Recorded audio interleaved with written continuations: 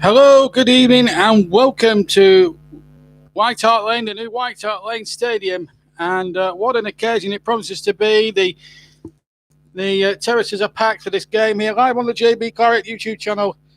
And it should be an absolute blinder here tonight. Great atmosphere. The stadium has just been plunged into momentary darkness. And, of course, we'll keep you across all levels of football tonight. There's also Manchester City in action. We'll keep you across that. Real Madrid, of course, have been in action. We'll let you know that's 2-2. It finished between Real Madrid and Club Brugge. So really, it's not going as well as it would have liked for the Galacticos. That is for sure. And there's also a full time. These are two early kickoffs. Shakhtar Donetsk beat Atalanta 2-1 in Italy tonight. So a little bit of a disappointment there for Atalanta. Good window for Shakhtar Donetsk. So we'll keep you abreast of what's happening around Europe, of course. And there's also championship action involving quite a number of teams. So we'll keep you up to date with that. So any scores as we go in. And of course, we'll keep you a check on all the EFL scores as well as soon as we get any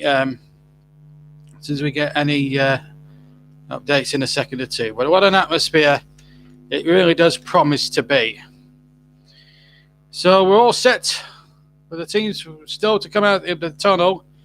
And the stadium has been plunged into darkness. This is Tottenham against Bayern Munich, one of the big heavyweight crashes in the group stage of the Champions League. And we're now getting lighting pyrotechnics and Christ knows what else. I've just seen the Bayern Munich team there. I'm sure I'll give you the check on the teams very shortly. Once we get all the hullabaloo out the way with the teams coming out, then we'll give you the two teams. Well, I can tell you that Dele Alli starts and not Christian Eriksen. He drops to the bench. And Thomas Muller is amongst the substitutes tonight for Bayern Munich. And Philippe Coutinho and Serge Gnabry make returns to England, having turned out before in Liverpool and Arsenal colours, respectively. Hugo Lloris leading the side. Talisio is he the captain? No, I think Manuel Neuer is the captain. In fact, it's Manuel Neuer is the Tottenham captain, or Bayern Munich's captain, I should say. I think. The teams are definitely out into the tunnel, and we're all waiting to get this game underway as Manuel Neuer now makes his way to the throne, to the queue. So it's going to be two goalkeepers captaining both sides tonight. Manuel Neuer of Bayern Munich and Hugo Lloris, who made a bit of an hour against Southampton on Saturday.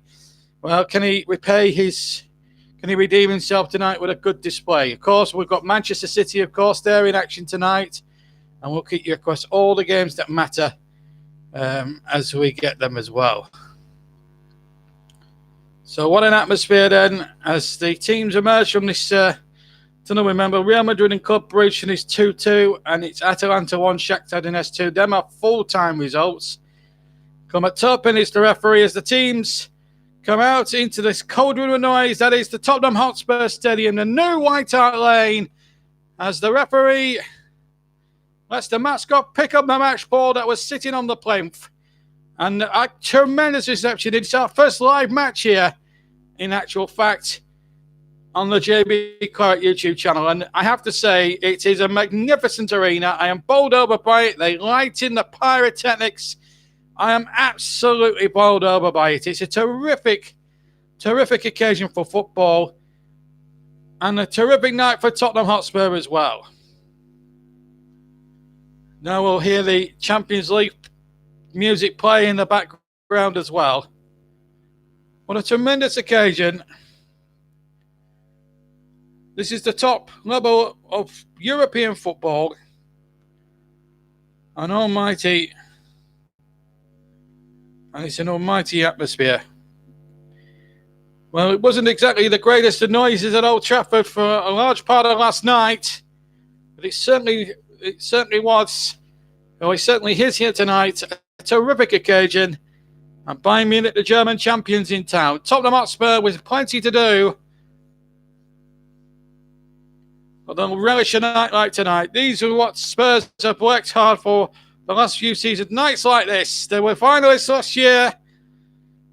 But now it's all about, can they produce it when it really matters? Bayern Munich are certainly not here to make up any numbers. That is a given.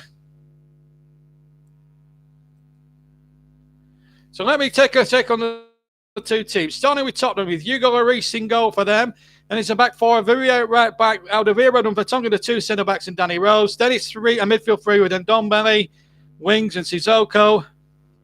Dele Alli playing in behind the two strikers tonight, which is Son and Kane. On the bench, Gazaniga, Sanchez, Lamela, Dyer, Ericsson, Lucas Moura, and Ben Davis. Our referee tonight comes from France. In fact, all the officials come from France. Clement Turpin's the referee. Nicolas Danlos and Cyril Guinari are the two assistants. The VAR officials are Francois Lexexia and Jerome Bissard. Bissard being the assistant of the two.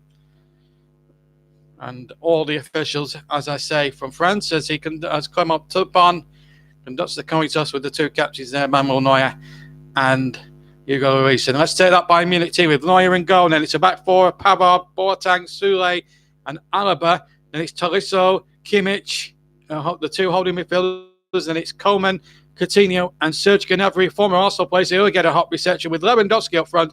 On the bench, Hurrik, Thiago, Javi Martinez, Kusan, Perisic, Davis, and Müller. And it's Niko Kovac, who's the coach or the manager of Bayern Munich.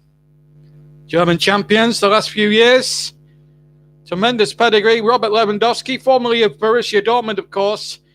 A deadly striker. Somebody that Spurs will certainly have to watch as Niko Kovac, the Croatian, and Mauricio Pochettino, the Argentinian, have a good good firm handshake.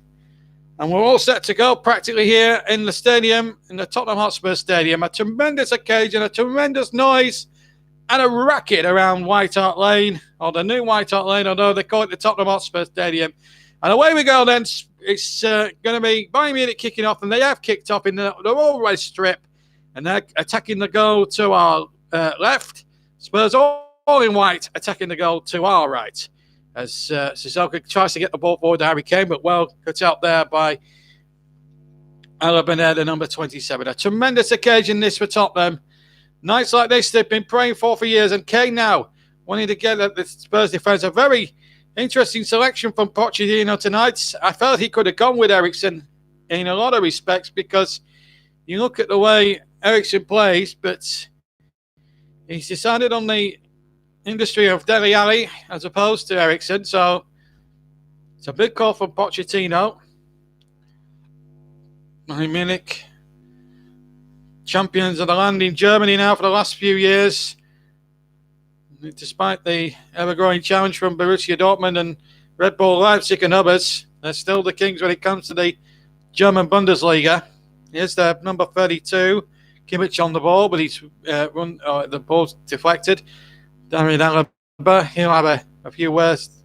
He'll have a few things to say as well. It's quite an oddity, really, this game. We consider that the captains are both goalkeepers.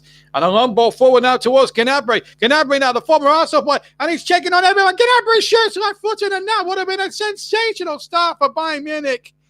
And it would have been a dreadful start, considering it was an ex-Arsenal player that was allowed to run through. There was a defensive slip there by maybe Vertonghen, and he had a free shot at Lloris. And Lloris stood up big and made a fantastic save. It was a lovely ball forward here from Kingsley Coman. And Gnabry was squeezed through. He's a much better player than what he was at Arsenal. And he's for sure. And Lloris having to dive away to his left. Vertonghen was certainly off. Alderweireld, in fact, was certainly off balance there. That could have been a catastrophic start there for Tottenham. Within the opening 2 minutes, it's 0-0 here in the Champions League Group B. We'll also keep you abreast with all the other games going on around Europe, and of course in the Championship tonight. We'll bring those scores to you as we go along. But one thing is for sure, this game certainly has the capacity to catch fire, and I think this game will be of the no exception variety. As Sissoko touches it onto wing, still inside his own half. Now Serge Aurier, who was sent off for 2 yellows against Southampton on Saturday, knocks the ball out of play. Well, that was a heart-in-mouth moment there for the manager of Spurs, Mauricio Pochettino. That would have been a catastrophic start for Spurs as Neuer kicks away over to the far side, down that near touchline. A lovely ball back inside and a good ball too. And now again, the defence is split here now for Spurs. And it's Gnabry knocking the ball back, is it? No, might have been Coutinho, knocking the ball back. This is Alaba now on the near side. Alaba to Gnabry. Gnabry touching it back. Still 0-0 here. We've been playing 3.5 minutes almost. And a tremendously important night this for everybody. And Harry Kane takes it up now for Tottenham. Gets the ball over to the far side. This is Sissoko. Sissoko now looking to play the ball in. Ndombele trying to get on the end of that. And Harry Kane has wrestled Serge Gnabry to the floor. And it will be a free kick to Bayern Munich. 15 yards from halfway inside their own half. 4 minutes gone. It's Tottenham 0, Bayern Munich 0. Bayern Munich with the first real opportunity of the first half. It fell to Serge Gnabry. He went clean through, hit the right foot shot, but Lloris diving into his left, made a smart save, got 2 big hands on the ball to palm it away, and it was a really, really superb save. Tottenham 0, Bayern Munich 0. Earlier, Real Madrid drew 2-2. A very bad result for Real Madrid. Zinedine Zidane already under a lot of pressure at the Bernabeu on poor league form, nonetheless. That could be an important one. As we look, let's look at the latest scores from we're checking every 5 minutes or so. It's 0-0 in all the other games that are taking place. Manchester City 0, Dynamo Zagreb 0. Club Brugge was the team they drew with, and of course Shakhtar Donetsk winning at Atalanta by 2-1. Of course, there's some championship action tonight as well. We'll keep you updated with that too this evening. And I'll tell you some scores as we go by. So the championship scores in front of me. Here's in chance down for Son, and a great save there by Manuel Neuer as the ball was slipped through. It's a lovely side road pass through the centre here. Lovely football this from Tottenham. And Son was just onside as the ball was played through by Ndombele. And what a save this is from Neuer. And already both Lloris and Neuer distinguishing themselves in the opening periods of the first half. All the championship scores, all the championship games, mind you, are still goals. Here's Son on the turn from taking the short corner. And now the ball, and Ndombele trying to compete there on the far side. He's won his team a throw-in, but Neuer and Lloris in the opening 6 minutes have really distinguished themselves superbly. Could have easily been 1-1, but with 6 minutes play, it's still goalless, as it is in the other 8 o'clock games across Europe. A real opportunity here for Spurs, all in white now, to really take command against the old red of Bayern Munich. Got both teams in their traditional colours, of course, as Alderweireld gets the long ball forward, looking towards Aurier, and that's a good little charge down there by Alaba. Aurier's got to just watch his step a little bit, because his discipline was bordering on the ridiculous, and in fact he stepped over that line on Saturday against Southampton, and he can't afford to make mistakes. The Spurs crowd, well, for atmosphere, this is much better than what we saw at Manchester United last night, when they were just where it's just really, it was like a library for the first 45 minutes last night. If you remember, it was terrible to say the least. And of course, you get your chance to comment as well on tonight's game. Here's Dele Alli now, far side for Tottenham. Goes back inside to Dembele and Ndombele. Remember, it's 4-3-3. Remember, in fact, it's 4-3-1-2. I think. Here's how he winks now. The Zenit for the 3-man midfield. Sissoko, number 17, getting the ball out to the far side, and then the long ball up forward. And there's some trying to take that ball over on the far side from him. And Ndombele, he couldn't keep his foot in the air. Just slips over there. Just twists his ankle slightly. He's okay, by the way, Son. He's a little bit crestfallen by that. 7.5. Coming up towards 8 minutes gone. It's Tottenham 0, Bayern Munich 0. Both teams have had chances, and I think we can categorically say at this point in the game that I don't think it's going to end goalless tonight, folks. Sissoko pushes Benjamin Pavard, the French World Cup winner, over. Playing at right back tonight. Can play centre back. Benjamin Pavard. He's a terrific talent. Scored that cracking goal in that last 16 game, you may remember, in the World Cup a year ago against Argentina. A goal which really breathed life into the French chance at that time of winning the World Cup, which they eventually did by beating Croatia 4-2 in the final. It's an injury here to David Alaba. Sergio Aurier has gone in again hard now. Come on, Turpin, the French referee, has got a decision to make. Now, Aurier's discipline in the last couple of games has been suspect to say the least. Oh, I tell you what. I think Aurier will be very lucky if he stays on the field. Studs are showing it's a dangerous tackle. I think the referee is leaned on the side of caution there and not booked him, I don't think. If he's gone away without a card, then it's a very generous decision, I've got to say. It looked for all intents and purposes that this was a red card. Alaba definitely no, unless he was trying to hurdle him, unless it's pure accidental, I don't know. Alaba took a lot there, and I'll tell you what, a less lenient referee might have felt he needed to send him off for that. I'm sure the ref was probably saying it was purely accidental anyway. Underbelly. As he gets the ball over to the far side, it's Son shoots! Oh, what a chance on the left-hand side. What a chance there.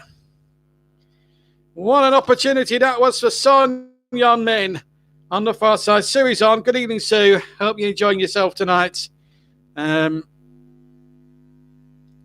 Booking Dano, I think, is what she's saying there.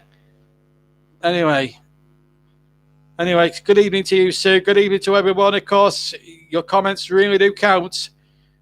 And you're welcome to comment. Keep your comments clean, though. We had one or two little incidents last night with a certain West Ham supporter.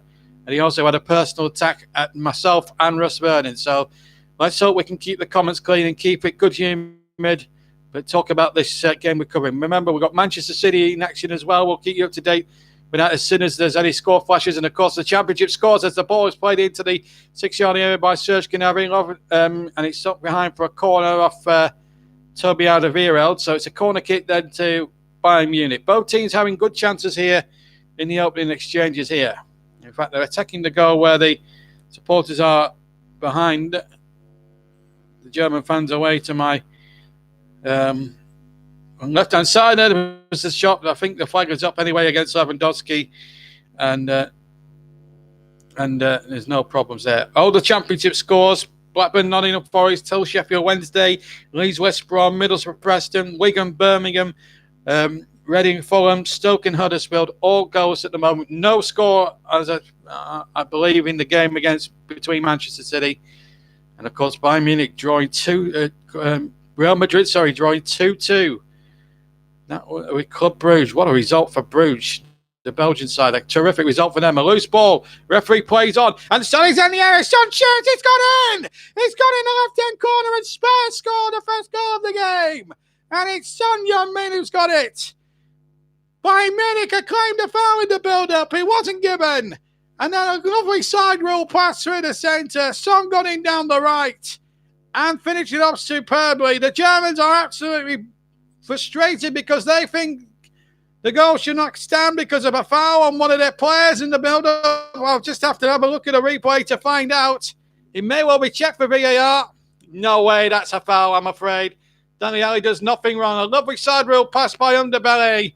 And in it goes from Son Heung-min. He's been the most liveliest player so far. Neuer gets a hand on it, to be fair to the German keeper.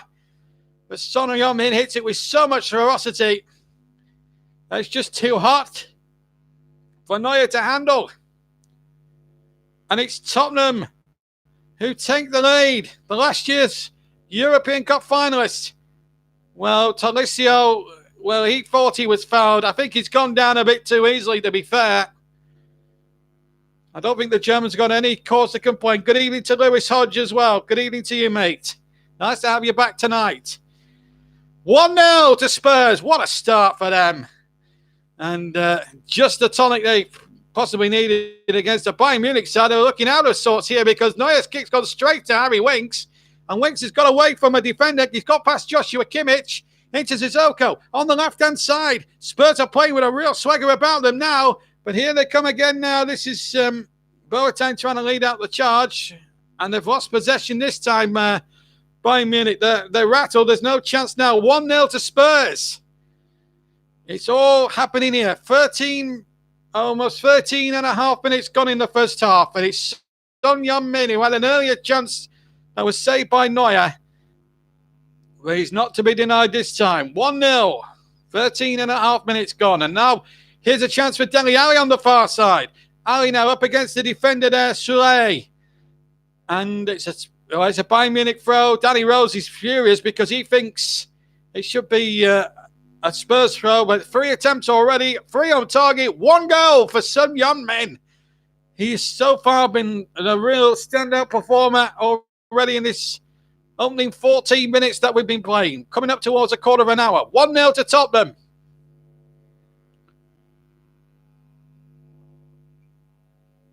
And compared to the atmosphere between Old Trafford last night and the Tottenham Hotspur Stadium tonight, it is unbelievable. You couldn't write the script for this sort of occasion. It's just unreal. Atmosphere, it's so atmospheric, the stadium at the moment. But anyway, it's a chance now in the penalty area for Serge Gnabry. Tries to pick out Lewandowski inside the area. Lewandowski tries to shoot, and it's a good block there. Still not away yet. Then the shot comes in. It's into the left-hand corner. And it's Kimmich who's got it with the right foot. And it's Tottenham Hotspur 1, Bayern Munich 1.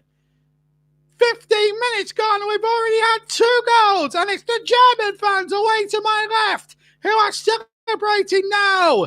This game is caught fire right at the start. Terrific goal, this from Josh Kimmich. Gnabry, the former Arsenal, making a break. Then Lewandowski, and the shot was blocked by Vertonghen. Then it came to Kimmich. Gets it onto his right foot and bang! Into the left-hand corner of the net.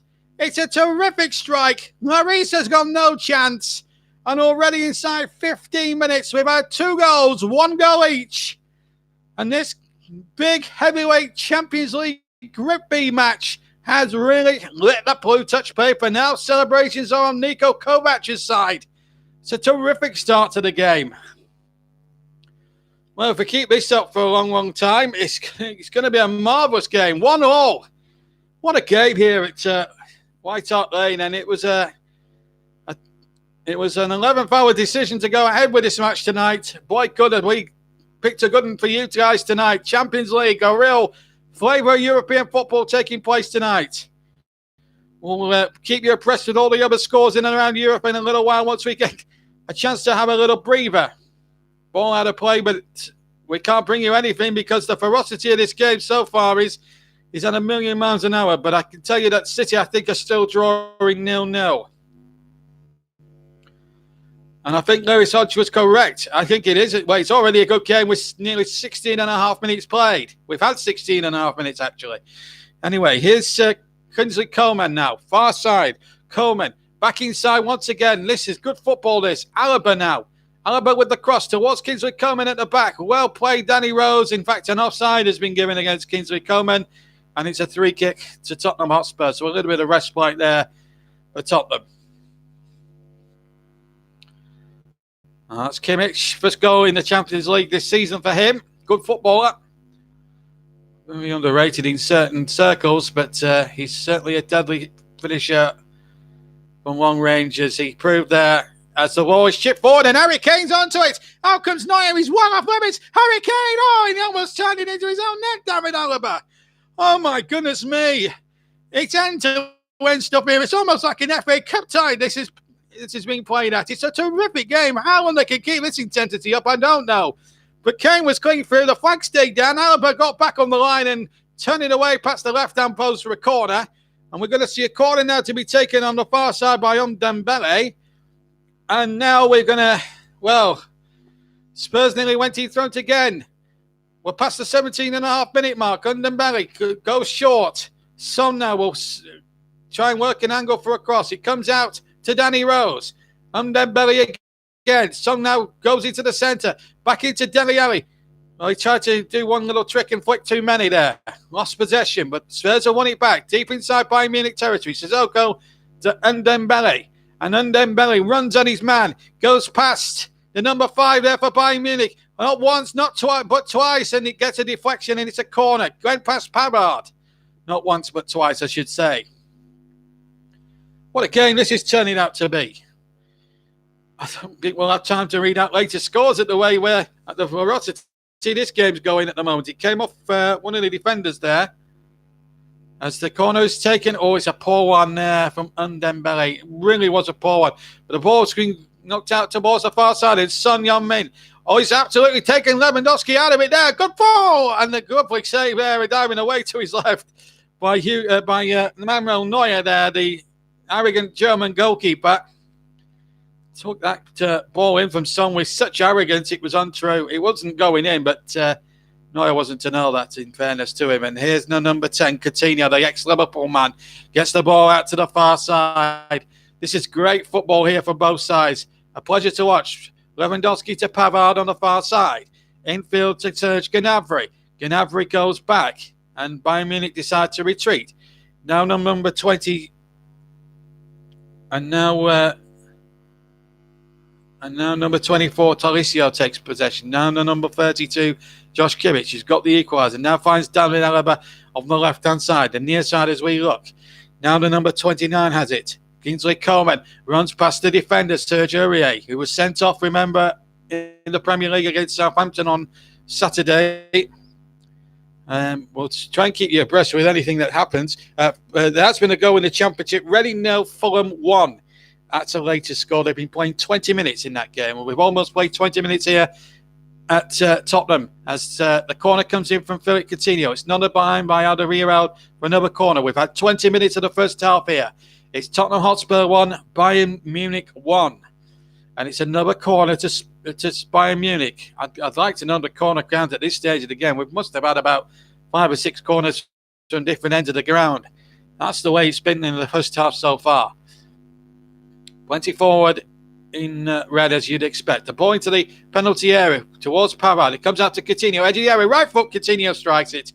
And he's straight down the throat of Hugo Lloris. And a little bit of respite there for Spurs. Well, 20 minutes have been played. And it's, well, if this was a boxing match, you wouldn't know what to call it at the moment, because how to call it at the moment. But I can tell you that Fulham are winning in the Championship. Elsewhere around Europe, if we get 5 seconds, it's 0-0 between Galatasaray and Paris Saint-Germain. Red Star Belgrade 0, Olympiacos 0. Manchester City 0, Dynamo Zagreb 0. Juventus have taken the lead against Bayern Munich, Bayer Leverkusen rather 1-0. And it's Lokomotiv Moscow 0, Atletico Madrid 0. Those are all the Champions League latest. Full times, Real Madrid 2, Club Brugge 2, and Atalanta 1, Shakhtar Donetsk 2. And that is all the latest scores. And full times, of course, from the Champions League, because there were 2 early kickoffs as well. As the corner is off the defender, and it's going to be a corner now to Tottenham on the near side. As Serge Aurier put the ball across, and it hit David Alaba, I think it was David Alaba that it hit. No, it hit Kingsley Coman, in fact, and behind for a corner. Coming up towards the halfway point of the second half, first half rather, Ndombele with the corner. Here's Ndombele, right-footed into the penalty area. It goes towards the edge of the 6-yard line. The ball's been hooked out only as far as Sissoko this time. He gets possession on the halfway line.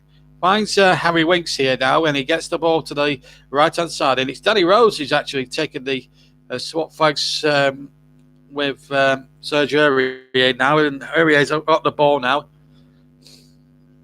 And it's Sissoko who's got the ball, I should say. It's Tottenham 1, Bayern Munich 1. Just the one goal to tell you about in the Championship. That's gone to Fulham against Reading.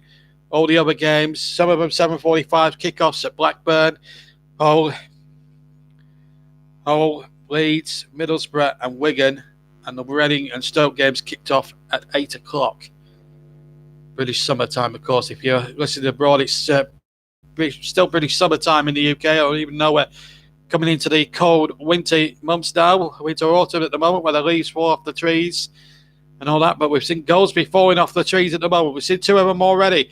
Here's Aurier now, right-hand side. Oh, good tackle that was. Terrific play there for Bayern Munich. And now Coutinho now trying to get away. He was bundled there by 2 Spurs players, and it's going to be a free kick in just it's 50 yards from halfway, still inside the Bayern Munich half to Bayern Munich. It was Harry Winks and was it Underbelly? I think it was. Underbelly finished the job off. Yeah, comes in from behind there, takes Coutinho out. Mauricio Pochettino showing some emotion on that touchline here. I can tell you what a game it has been. I think for the first 20-odd minutes, it's been absolutely superb. A pleasure to commentate on so far. 23, nearly 24 minutes, in fact, gone now, and it's still 1-1. If you joined us late, Son Heung-min put Spurs in front, but then 3 minutes later, Joshua Kimmich with a 25-yard nutcracker, bringing the game to 1-1. And now we're going to see a bookable offence here. Serge Gnabry is going to be booked, and that will go down well with several sections of Spurs fans. In fact, with all Spurs fans. Ex-Arsenal player, he has fouled Harry Winks. Pulling him down, Winks makes a little bit of a deal of it. I think Gnabry is a little bit unfortunate to get a yellow card. But having said that, though, that's gone down well with a lot of Tottenham fans. Rixie Milan says, come on, you Spurs. Good evening to you, mate. If you haven't subscribed and you have commented, leave a like and subscribe and hit the notification bell. Anyway, here's Ali inside the Bayern Munich penalty area. He almost got Serge Aurier in, but it was a last ditch defending there by Soulé. And did well there. Thank you very much indeed. You've just liked and subscribed. Thank you very much, Drixie Milan. Thank you very much indeed, my friend. And I'm glad you're enjoying our audio commentary stream of tonight's big heavyweight Champions League clash. Our 20th match, I think, of the season in commentaries on the JB Clark YouTube channel. Anyway, here's Aurier down the left side. A chance inside the area. Oh, what a save from Underbelly by Manuel Neuer. He struck it just inside the penalty area, just to the right of the penalty spot with his right foot, Underbelly. But Neuer just spilt it away and got it out for a corner. This was a really good move, this from Tottenham. Left Underbelly really unmarked there. And it really gave them a little bit of a problem because Bayern Munich were all at sea there. As the corner comes in, it's come out to Sissoko now. And now for Tongan. Cross was deflected out for a throw-in, still midway inside the Tottenham, the Bayern Munich half. Neuer again, required to make a save. Still 1-1. But a terrific game of football. Look at the target. 6 attempts in total for Spurs, 4 attempts to Bayern. On target, 5 for Spurs, and 4 on target for Bayern. This is an absolute thriller minute. Plenty of goal mouth action compared to what we saw at Old Trafford in the first half last night. This is an absolute thriller fest. Here's Kane trying to bundle his way into the area. Keeps his balance terrifically well. And he was fouled there, surely from behind there. And it is a free kick. Kimmich going right through the back of him. And absolutely no doubt about that. So a free kick to Tottenham. As we see that move again, Sergio Aurier with a wonderful ball in there. And Underbelly, that was a very unfortunate and to what was a really good move for Tottenham, as Sue obviously points out. Right, we've got a free kick, 25 yards or so from goal. It's to the right of centre. And the rain is pouring down very heavily now here in North London. There are going to be 4 in the Bayern Munich wall.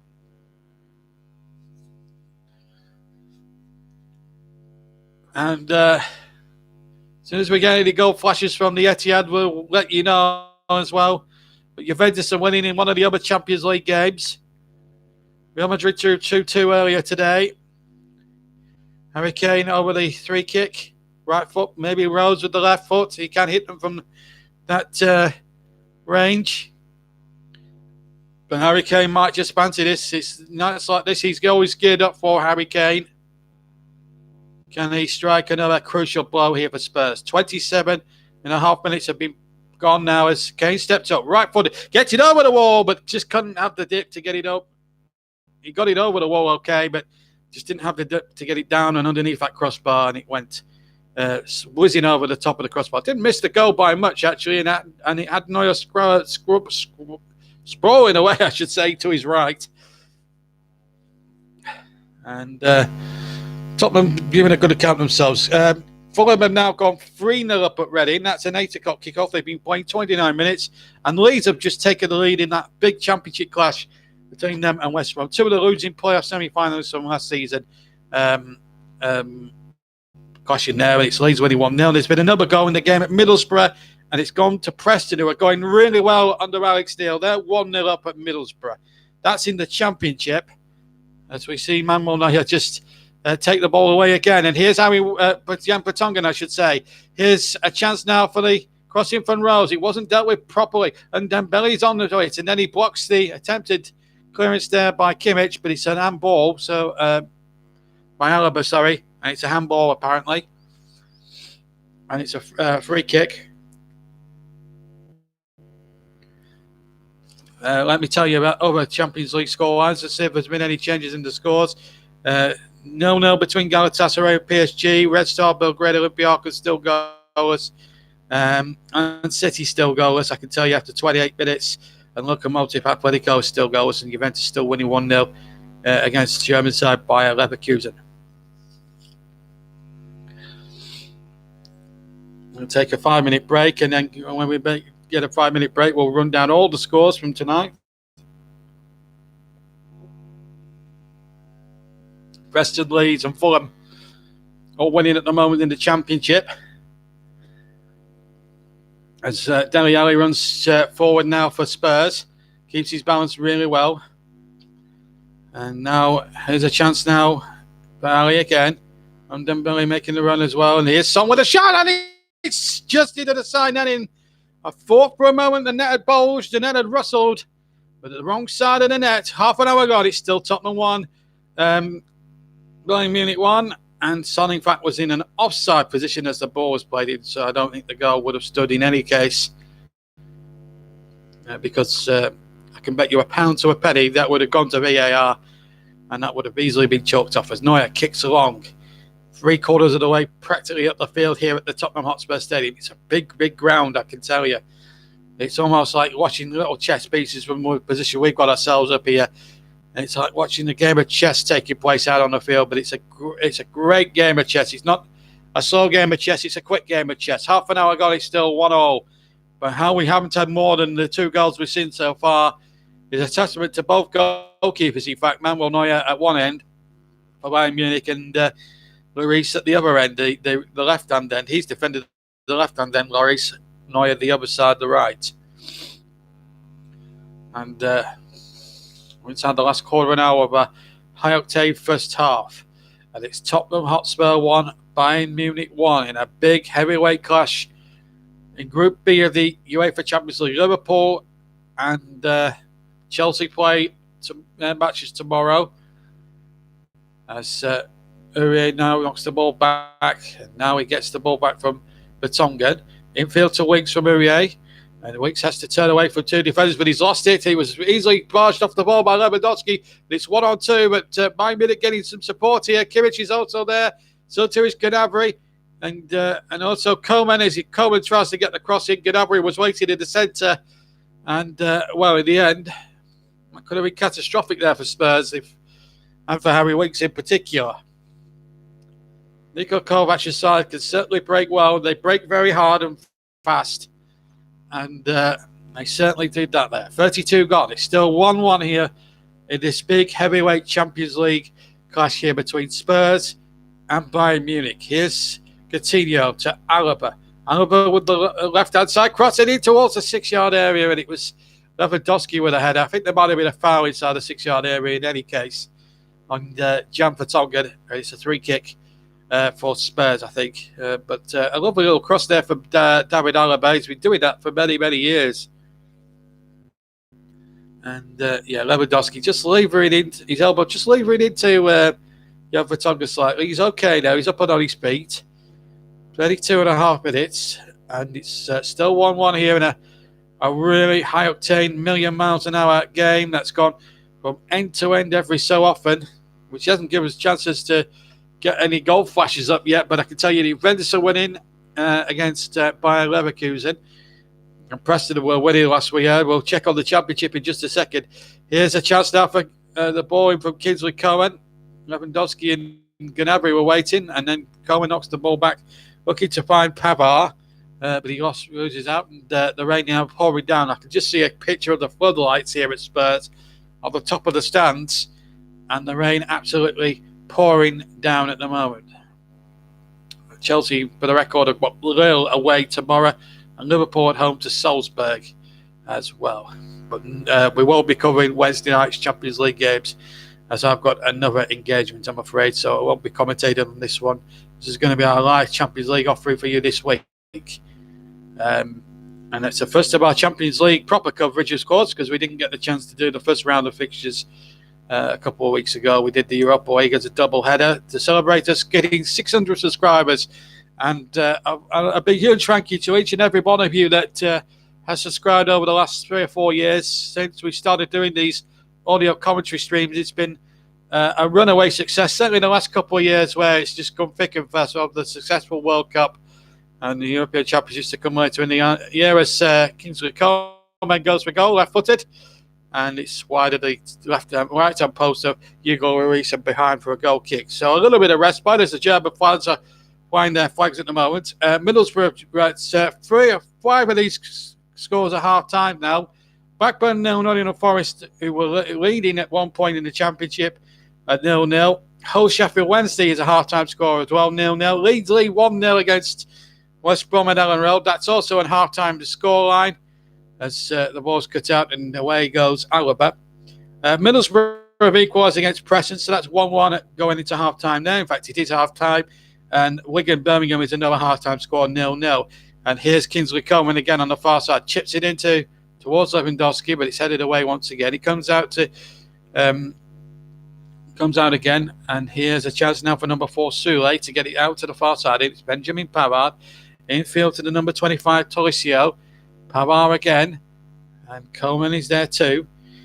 And number 32 Kimmich now takes the ball. The man who got the equaliser finds Alaba on the left-hand side. Back inside again to Kimmich. Kimmich now trying to turn. Josh Kimmich, good ball.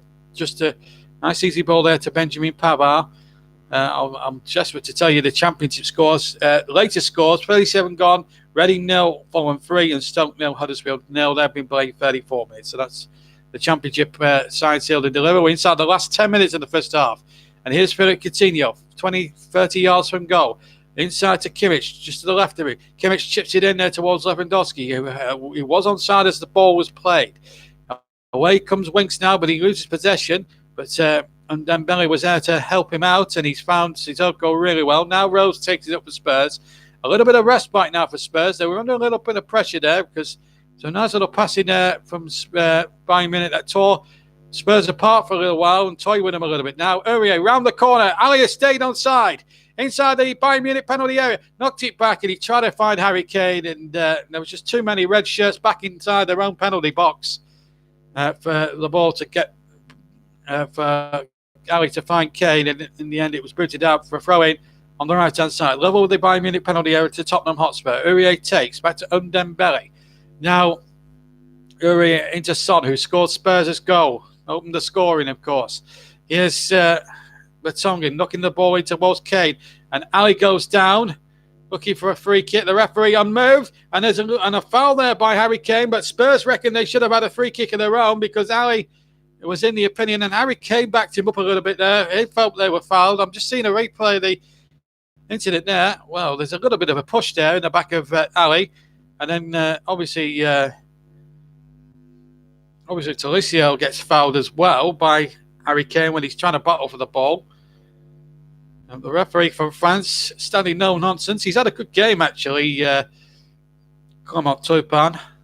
Apart from that messy moment with Aurier, when it could have been a dangerous it was still showing. It might have been accidental now, looking at it again, but certainly at the time it did look a bit dangerous. But it looks as if Alaba's strong enough, strong as an ox, that he's able to carry on.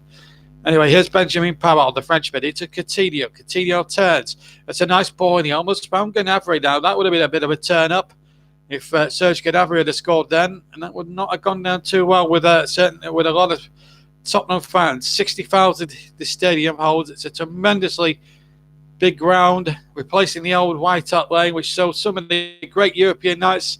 A month so in '84, of course, when they last won a European trophy, the UEFA Cup against Anderlecht. Tony Parks and the penalties. Who can remember that? And here's now Alaba trying to get the ball in, and it comes off Roulier for a corner. In fact, Spurs actually beat Bayern Munich on the way to that final. And I remember that. Remember with Graham Roberts laid equaliser in the final against Anderlecht, and then Tony Parks with a penalty save. 38.5 minutes gone. It's still 1-1 is the score. And here is the corner taken by Coutinho. Spurs just a little bit under pressure trying to clear their lines.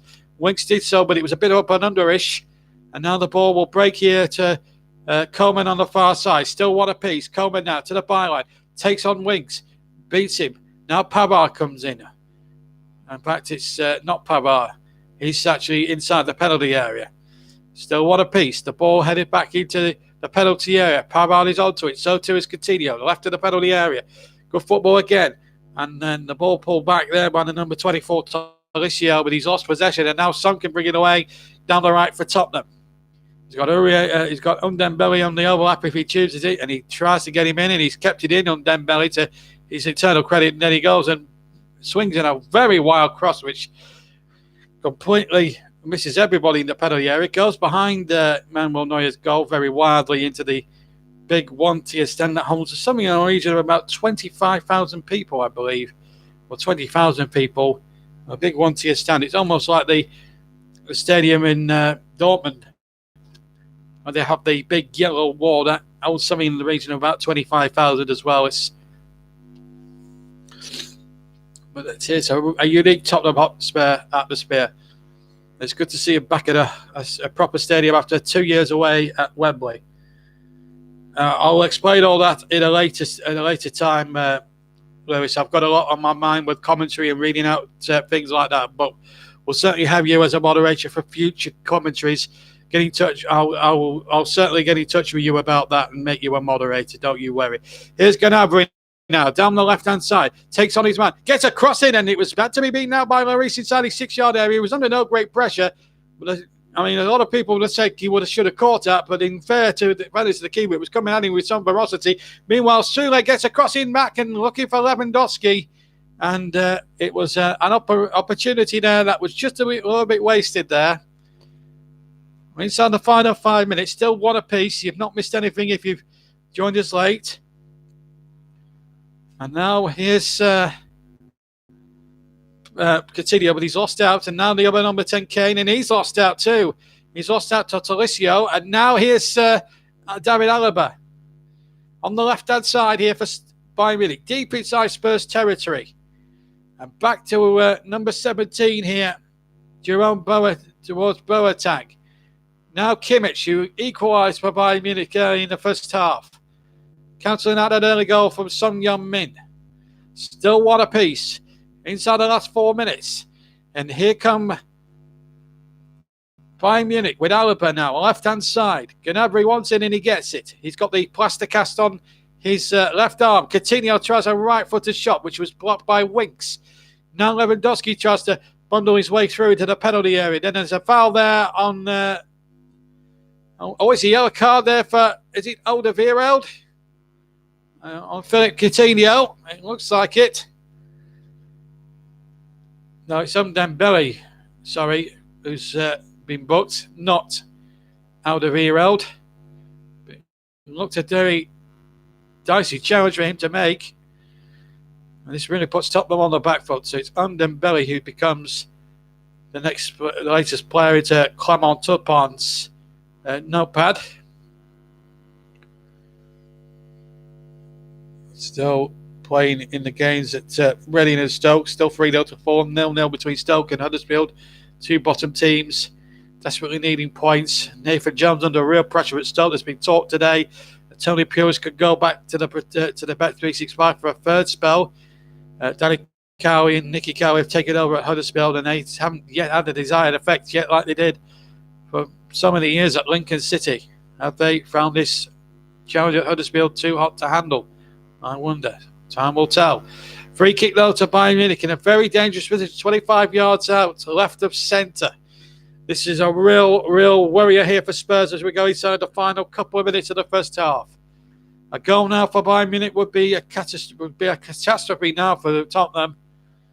We've played so well, just missed the chances. Lewandowski is certainly going to take it a good 25 yards or so, maybe a little bit more out. Right-footed, left of centre, 4 in the Spurs wall, and here comes Lewandowski. Chips it over the wall, in fact through the wall, and he didn't deflect whatsoever either. He did deflect, it is a corner. It comes off Sissoko. He must have nicked off Sissoko's hip, I think, and it is a corner, I think, to Bayern Munich. So they're not finished yet. Here's Coutinho with the corner on the left-hand side. The near side as I look. A long ball towards the far side, the right-hand side, and it was Coleman coming in on the far post, and the ball's going out of play. It is a throw-in now to Bayern Munich. It is. As we approach the latter stages of the first half. We're inside the final minute of normal time here at the Tottenham Hotspur Stadium. I nearly said the London Stadium. It's not. That's West Ham's ground. Anyway, here's Lewandowski now. We are in London, but we're in Tottenham, North London.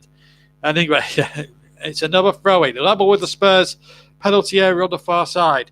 And it's Lewandowski. Good turn again. Into the area goes, and a lovely cross back. It's still not away yet. And, no penalty. Talisio went down, but he was looking for that, I feel. Lewandowski on the turn. He's found the right-hand corner. And Bayern Munich have turned it around right on the stroke of half-time. And lead Tottenham Hotspur by 2-1. And the whole place is silent. And all you can hear really are 3,500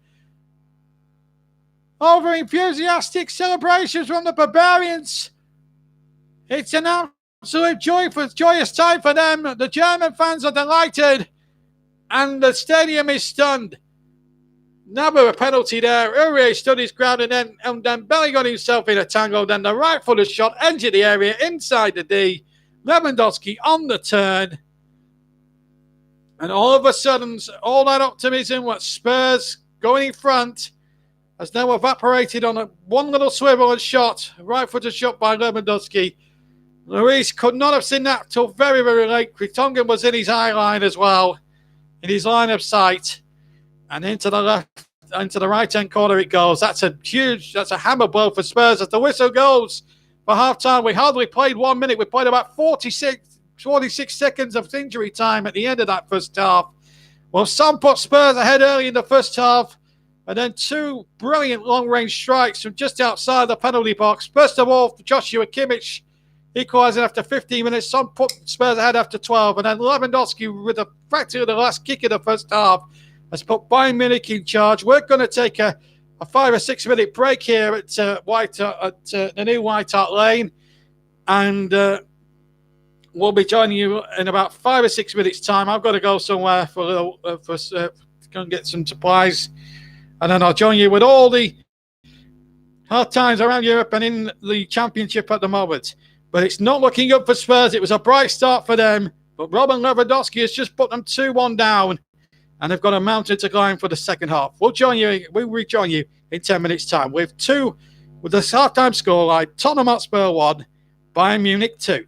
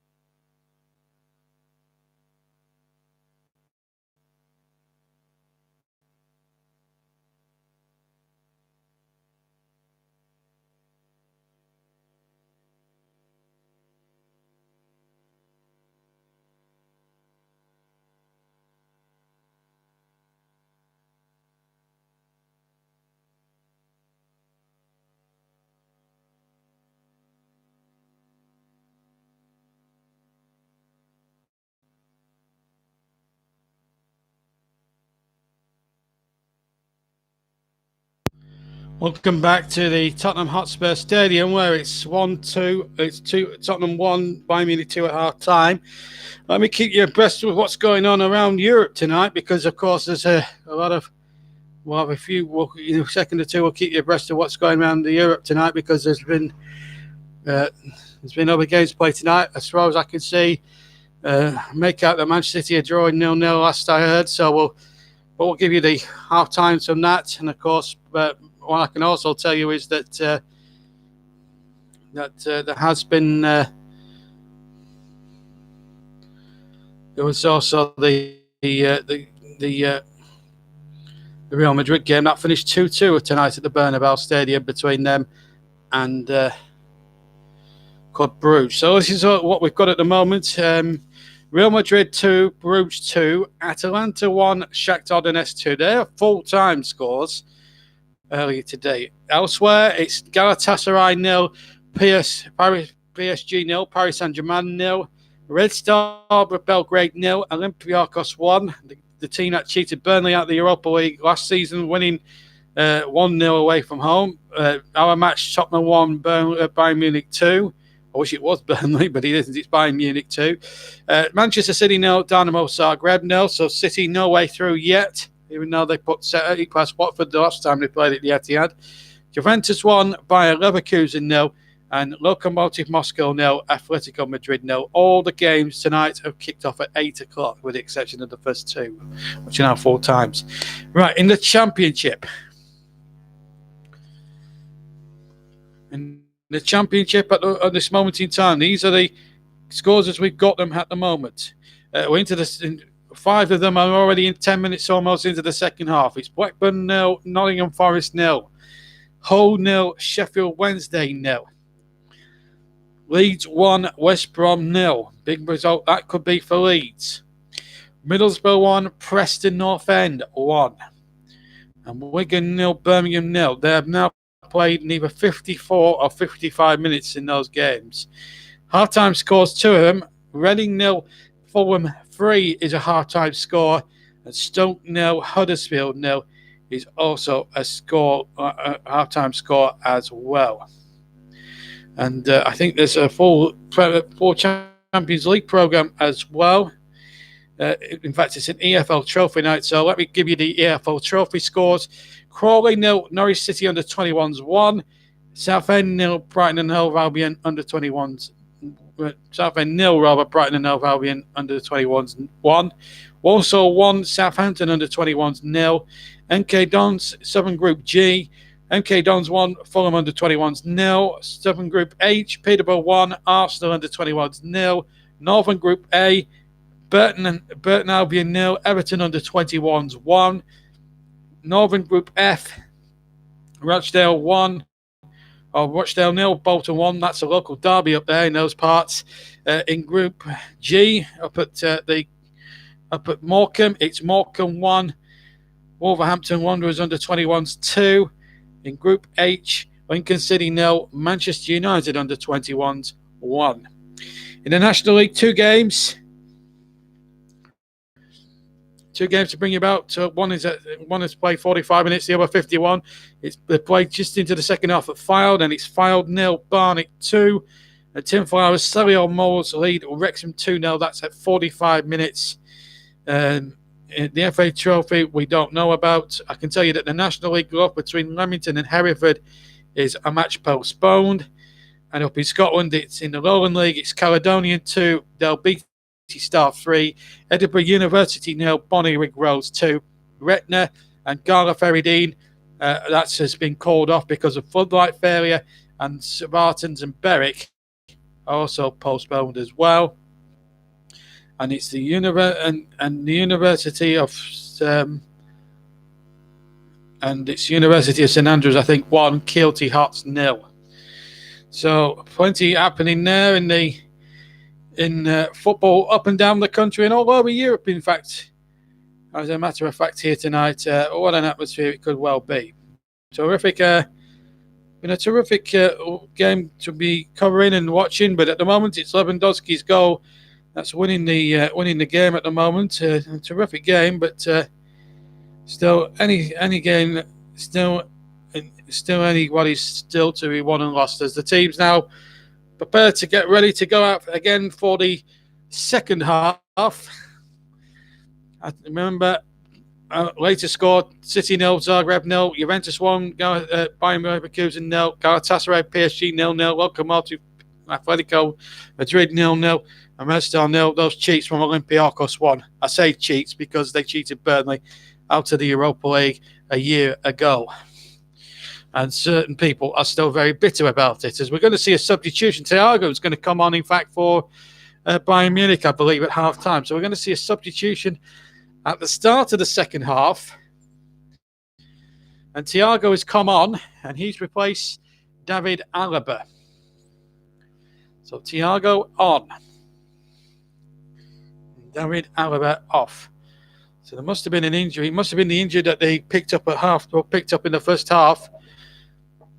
A couple of messages from Sue before Spurs just about to get us underway. Sue says, come on, Tottenham, get your act together.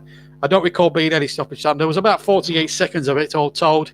And that was shooting simply the referee wanted to add it on because of the celebrations at the end of the first half. So we're underway again in the second half, and already a free kick to Bayern Munich, deep inside around half. Free kick it is to Bayern Munich. Back Lewis again for the second half. Sissoko Tolisso is down.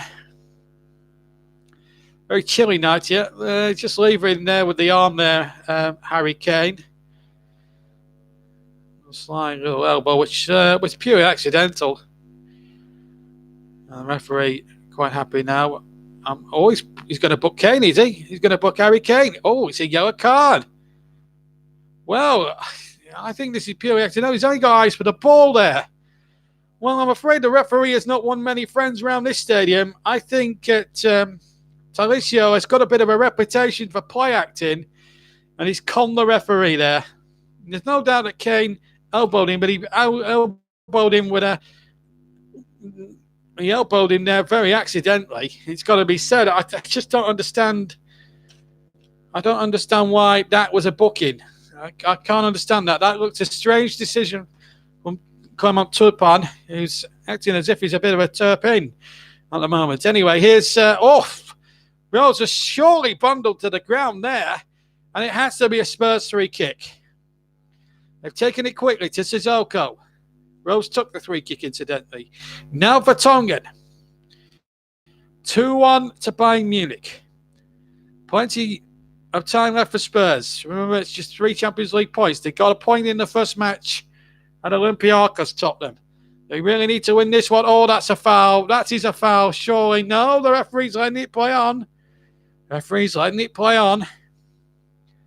Thiago went down there, and it looked as if there was a foul there, but the referee's not allowing it to stand. And here comes Kimmich. And now Coleman down the right-hand side. Coleman now cutting inside. Plays the ball out to Gnabry, and Coutinho was well tackled there. And Sissoko got back, and now Son over the halfway line, cuts inside. He's got Kane out on the right. Kane on the far side now for Spurs. First time crossing towards Son. Now he was waiting by the penalty spot, and he almost got there. Sue agrees with me on the questionable refereeing decision to book Harry Kane for an accidental elbow. It was a flailing elbow. There was nothing he could do about it. He had only eyes for the ball. Very strange decision from the French referee. Anyway, here is Undembele. He's another player booked. And then Links gives the ball away. Coutinho into the area. Chance for Lewandowski again. He strikes it right-footed. Half appeal to handball. Then the shot back in. And it's just wide from Tolisso, who conned the referee into giving Harry Kane a booking with his theatrics earlier on. And that would not have gone down too well in this part of North London if he had scored goal number 3 there. But he did. We pulled it wide of the left-hand post. It remains 2-1 to Bayern Munich with 3 minutes of the second half played. It looked a very harsh decision. I think the referee is not making too many friends around this new stadium, built on the site of the old White Hart Lane. And it's a cracking stadium as well. A beautiful stadium. It's our first ever broadcast here, and on the stadium, and it's not a good night, I'm afraid, for Tottenham Hotspur.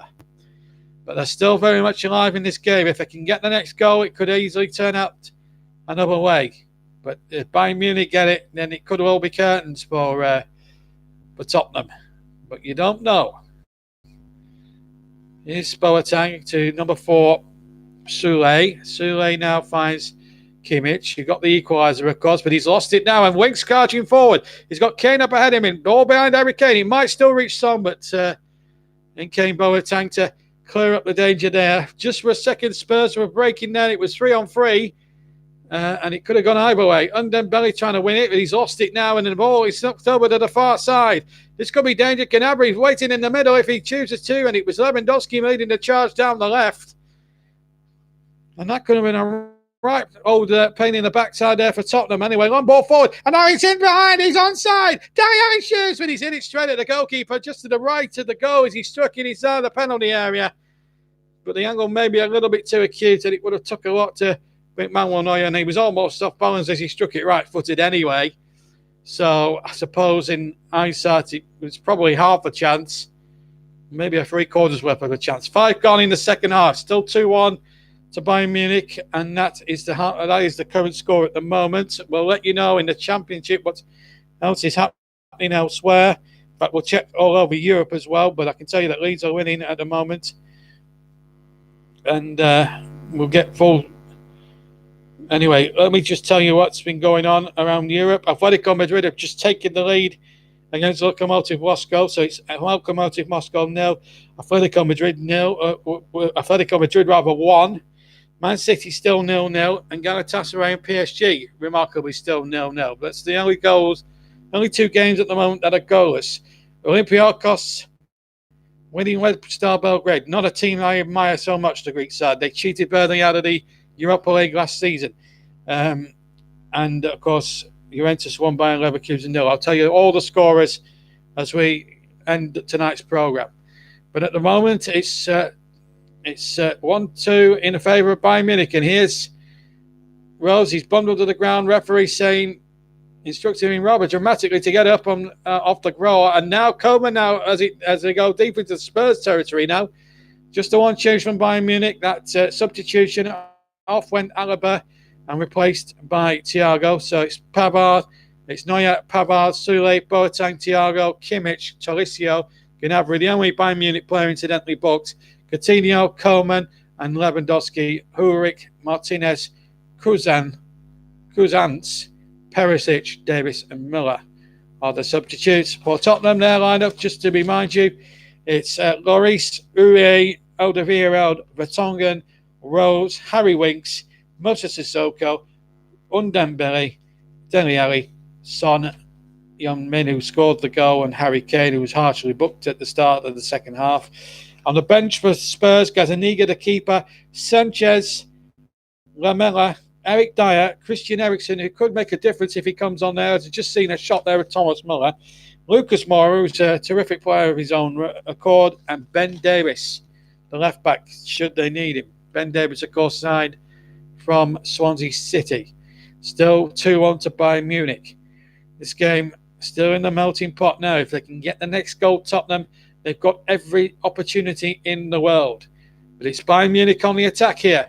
Down the far side, and it's Serge Gnabry with the wrist round his arm as he goes round. Right-footed shot. It's gone right into the right-hand corner. And would you believe it? The former Arsenal youngster has gone and hit a third one here at White Hart Lane, the new White Hart Lane for Bayern Munich at Tottenham. And the Tottenham fans are not liking this at all. It's Tottenham Hotspur 1, Bayern Munich 3. No chance again for Lloris. And maybe, just maybe, Spurs may be getting a bit of a football lesson here tonight. They just didn't track Gnabry's run enough. Good ball forward there by the number 5 Pavard. Past one man, and then Alderweireld makes the mistake of backing off. And in the end, Gnabry allowed to go into the penalty area. Dummies the defender and gets the right angle for the right-footed shot, and it goes sweetly for him into the right-hand corner. And I think a few Arsenal fans might be cheering that one tonight. I would have thought. So, It's going away from Spurs all of a sudden. It's Tottenham Hotspur 1, Bayern Munich 3. And it's the Germans who are celebrating away to my left-hand side, the away supporters. Desperate night this for Spurs after it started so well. 9 minutes gone in the second half then. 3-1 to Bayern. And they're proving why they're such deadly finishers when it comes to taking their Bundesliga form into their Champions League form. They look a really good side, handy side, and they have to be up there as one of the top 6 favourites to win the Champions League outright. They are a team that are destined to win. They haven't won the European Cup since 2013. And here goes Gnabry again, the left-hand side, left-footed shot. It's gone in off the post and into the left corner. It's 2 goals in a minute for Serge Gnabry, the former Arsenal man. And it's Tottenham Hotspur 1, Bayern Munich 4 now. And Spurs are getting an almighty football lesson. 10 minutes almost gone in the second half. And he's drilled that left-footed shot across the face of the goal. It's hit the right-hand post. And it's come off that post and it's nestled right into the bottom left-hand corner of the net. Spurs giving the ball away. Winks again, guilty of giving the ball away. The ball laid out to Serge Gnabry, this time with the left foot. First time out with the pink boots. And in it goes, 4-1. And you've got to say that, he gets hands to it, Lloris, as well. He's unlucky there, I think, the French keeper. I think he's a little bit unfortunate there. Because he's at full stretch. He's getting down there. It's low. It's very difficult for a goalkeeper.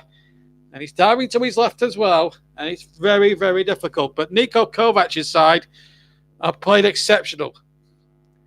So Gnabry with his second goal in the space of a minute. And it's 2 goals in 2 minutes for Bayern, and that might just kill off Tottenham's challenge here tonight. And they've got it all to do now in the rest of the group. And they've got to go to Munich, of course, later on in the group stage, of course. Group B now, Bayern Munich looking as if they're going to take control of it. That's a good ratio. 4 attempts on goal, 4 on target, and 2 goals. It's not a bad little ratio, that. A great finish there from Serge Gnabry. So it's 4-1 now, and it could get even worse with Lewandowski on the ball. But he loses possession now. So it's 4-1 now. And so it's not looking good at the moment. The former Arsenal man has just scored 2 goals rat-a-tat-tat within the space of 2 minutes. And it's probably killed off Tottenham's challenge tonight. How ironic is that? A former Arsenal player has now put the knife into Tottenham. Galatasaray now, PSG 1. So PSG have scored in Istanbul.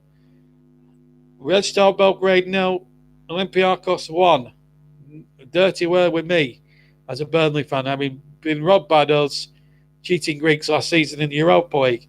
The only game that's goalless at the moment, Man City, Dynamo Zagreb 0-0. There's a foul there. And Thiago could be in a bit of trouble. He's speaking to the linesman over on the far side. That's Nikolai Danos. And we could be in for a little bit of problems there. Thiago, I don't think it's been booked. But Juventus 1, Bayer Leverkusen 0, and Atletico Madrid 1 away, or winning 1-0 away at Dynamo. Lokomotiv Moscow, I should say. So that's the situation there in Europe at the moment. As I say, I'll give you full-time scores at full time. Anyway, 1-4, it's Tottenham 1, Bayern Munich 4. 58 minutes almost played. And around about 65 minutes, you have your chance to just break off for a second. Neuer there with a bit of a strange punch. Rose goes down. Penalty, I think. He's given a penalty. The French referee, Neuer, is furious. It's Kingsley Coman who's conceded a penalty. It was certainly a foul on Danny Rose. I think they're trying to claim it was outside. It was very close to the line, the edge of the area, and I think Neuer is furious. He's inside. It was dangerous here. Kingsley Coman in there. He's taken it. Yes, he's touched Rose. It's a penalty. It's a penalty. Look, he's kicked his bottom of his foot there. That's a foul. That's an absolute nailed-on penalty. I don't think the German side can have any cause for complaints. Neuer, if he doesn't shut up, might end up in the book. Kingsley Coleman is the offender. And with 59 minutes almost gone, we have a possible penalty. They are checking it with VAR, by the way. So we'll find out one way or the other whether the referee's original decision is going to stand. This is almost breathless moments, this, really. But as at the moment, I think the penalty stands. And I think it does stand. Yes, it's a definite penalty, I think. So Spurs have a chance through Harry Kane now to try and pull it back to 4-2. What an extraordinary evening. Harry Kane, you can bet your bottom dollar it'll be right-footed. Now, he has missed penalties before, Harry Kane. Missed in the game last time we covered him, and that was England against Kosovo. Remember, it's down at St Mary's. We're just under an hour play. What an opportunity now. Can Harry Kane beat Manuel Neuer from 12 yards and give Tottenham a little smidgen of hope? Pressure's on him.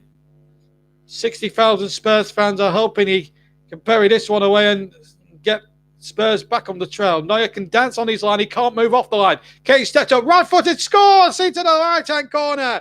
Gets the ball from out of the net. Neuer dived to his left. He got towards the right and gets right. It almost got to the ball, but Kane put it in the only spot Neuer couldn't get anywhere near, and it was too far in the corner. It's a great penalty. That's an expertly taken penalty from Harry Kane. And all of a sudden, Spurs have pulled a goal back. It's Tottenham Hotspur 2, Bayern Munich 4. We've had a 6-goal thriller here at the Tottenham Hotspur Stadium, the new White Hart Lane. What a game this is turning out to be. So 2-4 now to Bayern Munich. Kane with a penalty on the 60th minute mark. And just to remind you of the man of the match, 65 minutes, we'll start the voting. And you can choose your JB man of the match. Name of your player, hashtag it with the hashtag, please. JBMOTM. It has to be hashtagged for the vote to count. Definite penalty in my view because there was contact there. And if VAR decides that it is a penalty or agrees with the referee's decision, then I think that's correct. That's why they brought the VAR people in. The VAR referee, in fact, is Francois Letesque. Second half, 30% ball possession Spurs, 70% Bayern Munich. They had just 2 shots each on target, though. And, of course, Bayern have scored from their 2 shots on target so far in this second half. And it's 4-2, though, overall. 61 minutes gone. And the Bayern Munich fans, to their credit, are still cheering and clapping, even though their team have just conceded. But now Spurs will have their tails up a little bit here. There's still time to do it. Half an hour. It can easily be done. 2 goals in a minute. As Serge Gnabry proved that it can be. It only takes a second. Harry Kane trying to flick it on inside the area. It's okay. Keep it alive, though. Back to Danny Rose. Into the penalty area. Kane was lurking. And again, a good defensive header away. This time by Sule. And away go by a minute with Coutinho. Now Coman, who conceded that penalty. What Bayern Munich must not do at this stage of the game, if I was Niko Kovac here looking on, is be complacent at any time, because complacency could easily set in here. You wonder what that noise is in the background? It's just me sellotaping my headset together again.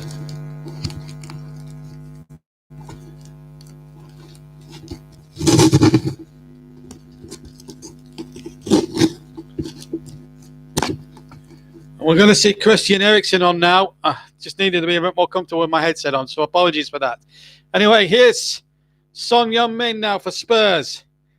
4-2. Son Heung-min into the air. Sissoko with the right foot, and he hits it over the bar. And that could have really put Spurs back in it then. Lovely football again. Son's cross deflected Sissoko. He bounces. He struck it as well, which made it that little bit difficult to keep down, I suppose. And Undembele is going to come off, and Eriksen is going to come on now. So he's done okay, Tanguy Undembele, but he has been carrying a yellow card since the first half. So I suppose in a way that the referee I think it was a good change for Pochettino to make. Excuse me. As the ball comes back again, and it's Taliscio got it forward, but now it's been won by Ericsson, but there was a bit of an infringement there by Christian Eriksen. 3-kick, Tottenham. Wow, it's all happening around Europe tonight. Right, elsewhere. Galatasaray 0, PSG 1. Olympiacos leading away at West Star Belgrade by a goal to 0. 0-0, remarkably, Manchester City's game against Dynamo Zagreb. Juventus have now gone 2-0 up against Bayer Leverkusen at the Juventus Stadium. And it's Lokomotiv Moscow 0, Atletico Madrid's 2. So they've just scored as well. Goals going in thick and fast in the 8 o'clock Champions League kickoffs earlier tonight. Real Madrid blew it against Club Brugge 2-2. Zidane under pressure there at the Bernabeu Stadium in Madrid. As the manager, Atalanta of Italy 1, Shakhtar Donetsk 2. It's all been happening around Europe tonight. And here come Bayern Munich looking for a fifth. And it might be Gnabry inside the area. What a tackle that was. I think it was Jan Vertonghen who got back there.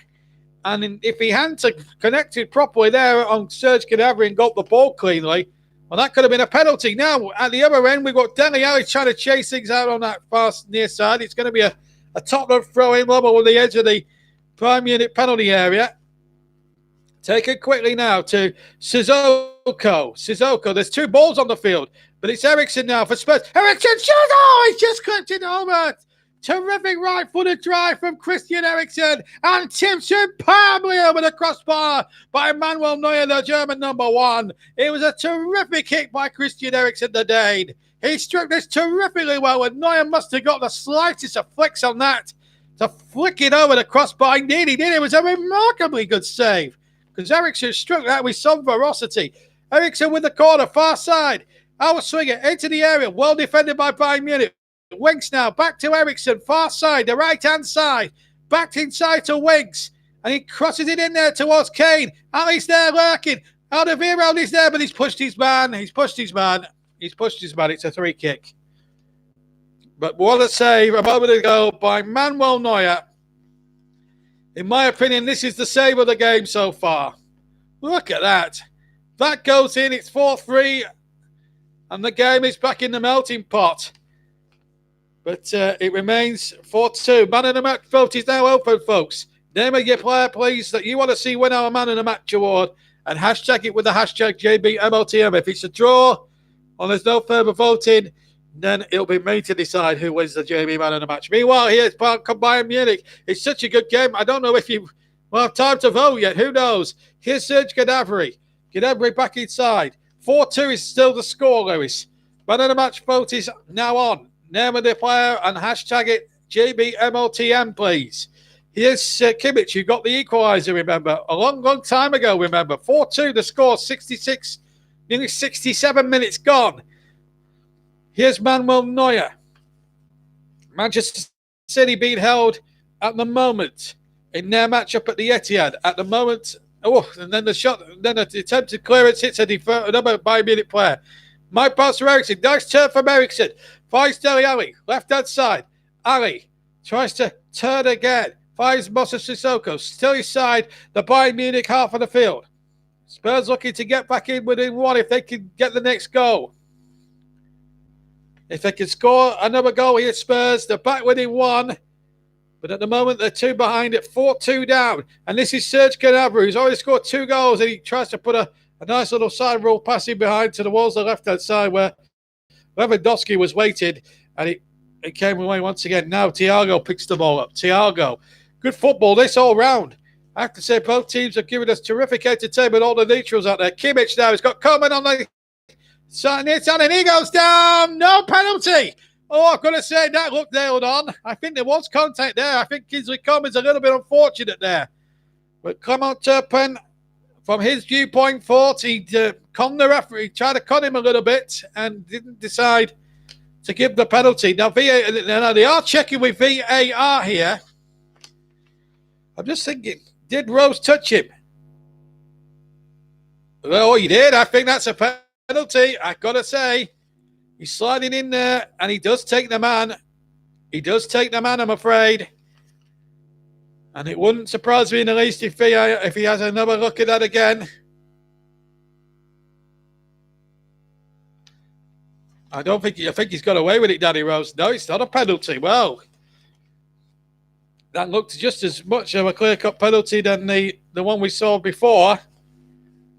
And I have to say this in the interest of fairness. I thought that was a penalty because he slid in, the ball's already gone. I think that's a controversial decision.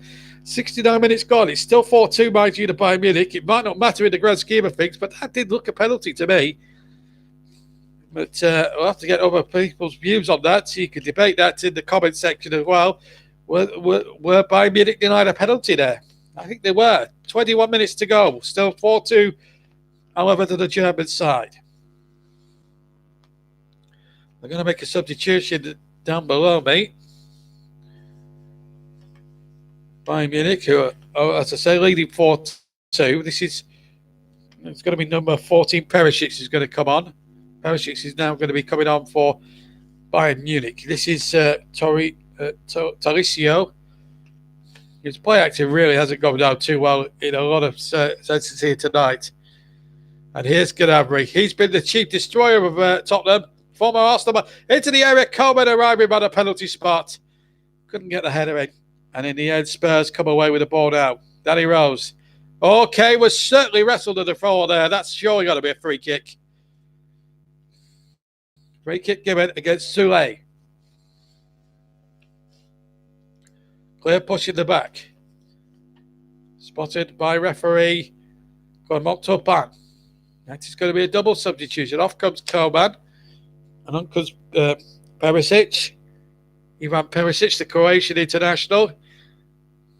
And I think there's going to be another. Is there another change in the offering for Bayern Munich? They've used 2 of their 3 at the moment. Certainly it's a double change. There's a Tottenham substitution going on as well. Lucas has come on. And he's replaced the ineffective Dele Alli. So it looks as if it's just a one change apiece. There's still another Bayern Munich change in the offing, and there's an injury there to number 17, Boateng, which means we're going to see Javi Martinez. Javi Martinez will now come on, the number 8. So Boateng going off. That's a sad sight to see. A player injured, and Bayern Munich, who lead 4-2, have now used all their 3 substitutes. Their quota of 3 substitutes. Maximum 3 substitutes can come on at any one time. Tomorrow it's Lille away at Chelsea, playing Lille away, and Liverpool at home to Salzburg. But we won't be commentating on any of those, regrettably. We won't be providing any commentary because I'm otherwise engaged with another arrangement. So I'm going to be out tomorrow night and having a little bit of a chill out and a bit of R&R. Manchester City, incidentally, have taken the lead against Dynamo Zagreb.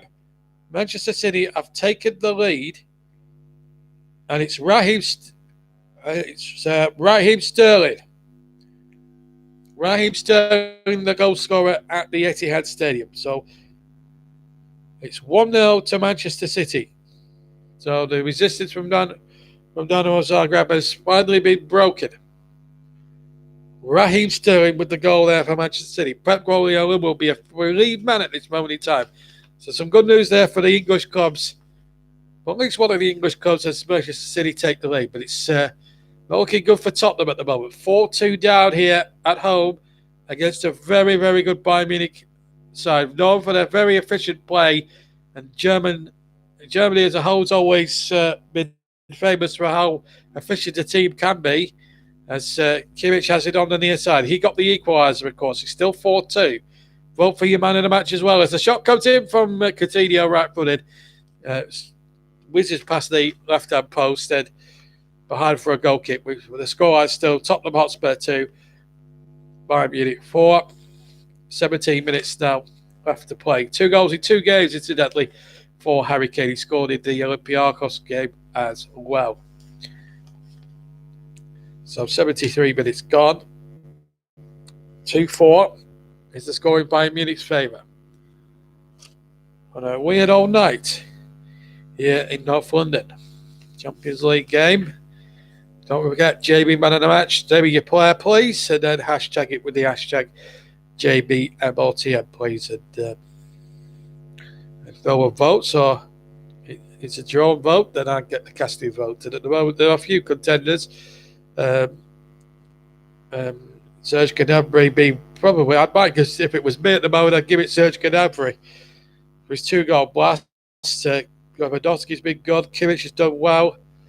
Harry Kane's probably been the best outlet for Tottenham so far. I don't think you can pick too many defenders for that, I'd imagine, because it's been a flurry of goals and concession of easy chances, really, for both sides. It could have been 5 all the way the game has been going tonight, but it's still 4-2 to Bayern Munich, and here's Neuer now to hook the ball away. Safety first, but he's only found Danny Rose, but his control was a little bit of the misadventurous variety in that. But the ball's been won back by Winks. He goes back to the other keeper, Lloris. He's beaten 4 times. Don't think he had any chance on any of the goals. Terrific finishes. You have to take your hat off to Bayern Munich, because they're finishing tonight here at the Tottenham Stadium has been absolutely first rate. It's been first class. Absolutely punished him with the finishes, and goodness knows what else. Here's Danny Rose. He's bundled over there by the number 14, Perisic. That's a 3 kick. Niko Kovac arguing with the 4th official, Frank Schneider of France. So, quarter of an hour left, plus stoppage time. It's Tottenham 2, Bayern 4. It can still swing Spurs' way if they can just get 2 more goals in that time that remains. What a comeback this could be. It could be, and if they were to get 2 goals back, Spurs, and draw 4-all, it would be one of the greatest Champions League comebacks of all time, this.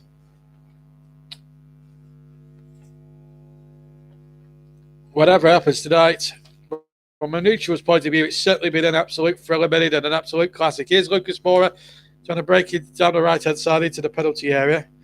It is a pity, but unfortunately, I'm otherwise engaged with family commitments and babysitting commitments as well, and things like that. But we'll be looking to do Liverpool games in the future, and certainly a few in Europe too later in the season, so don't you worry, love.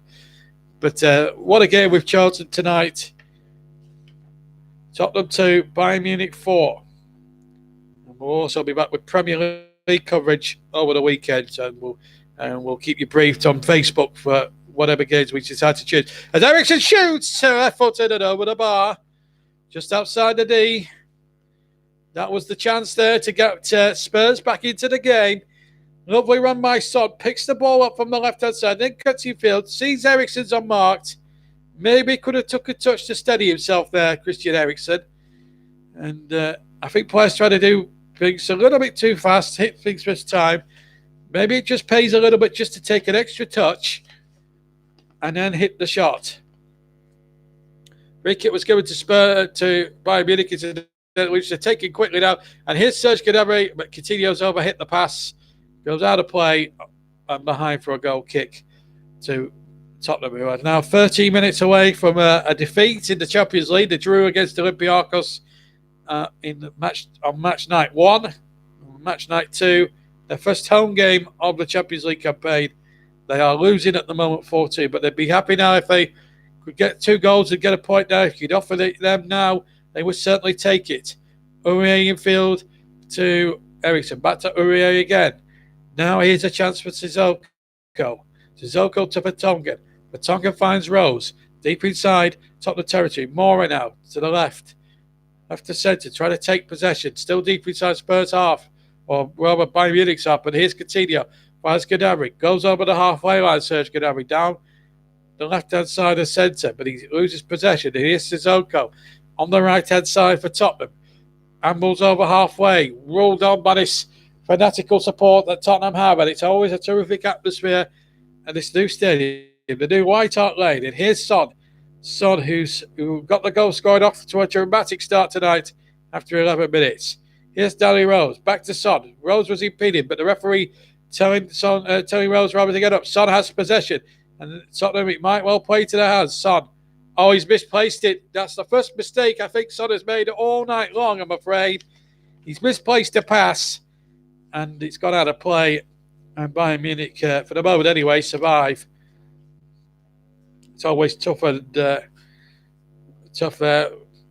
Danny Rose looked to be impeded for me there, but then Son, he got to the byline, but then was held up by two Bayern Munich defenders who calmed him down rather quickly and then hurried him into playing a poor pass out of play. Anyway, Bayern Munich have it off the replay. Thiago Pavard has found Gnabry. Gnabry has gone back inside. We've got 11 minutes exactly still to go. Still Tottenham Hotspur 2, Bayern Munich 4. This is Kimmich who got the equaliser after 16 minutes.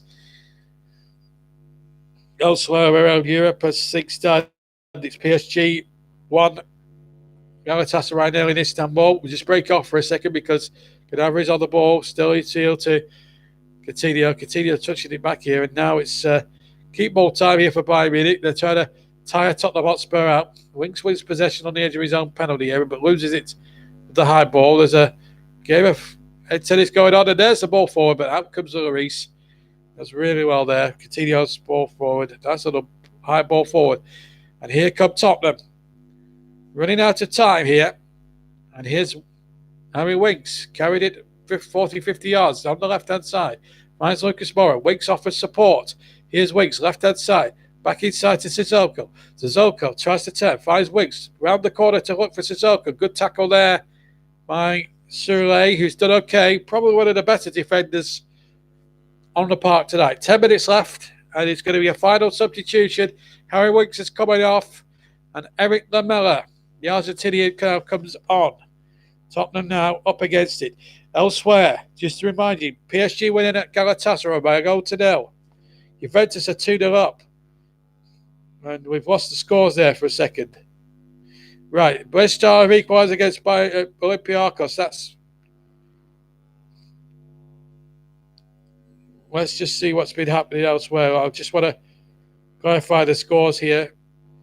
So it's still 1-0 to PSG at Galatasaray. Red Star have equalised against Olympiacos, 1-1 there. Tottenham Bayern Munich still 4-2. City winning 1-0 against Dynamo Zagreb. Juventus 2 by Leverkusen 0. And Lokomotiv Moscow 0. Atletico Madrid 2. That's the score lines at the moment. Earlier today, Real Madrid 2, Club Brugge 2. And Atalanta 1, Shakhtar Donetsk 2. There were results. They kicked off at 5-6.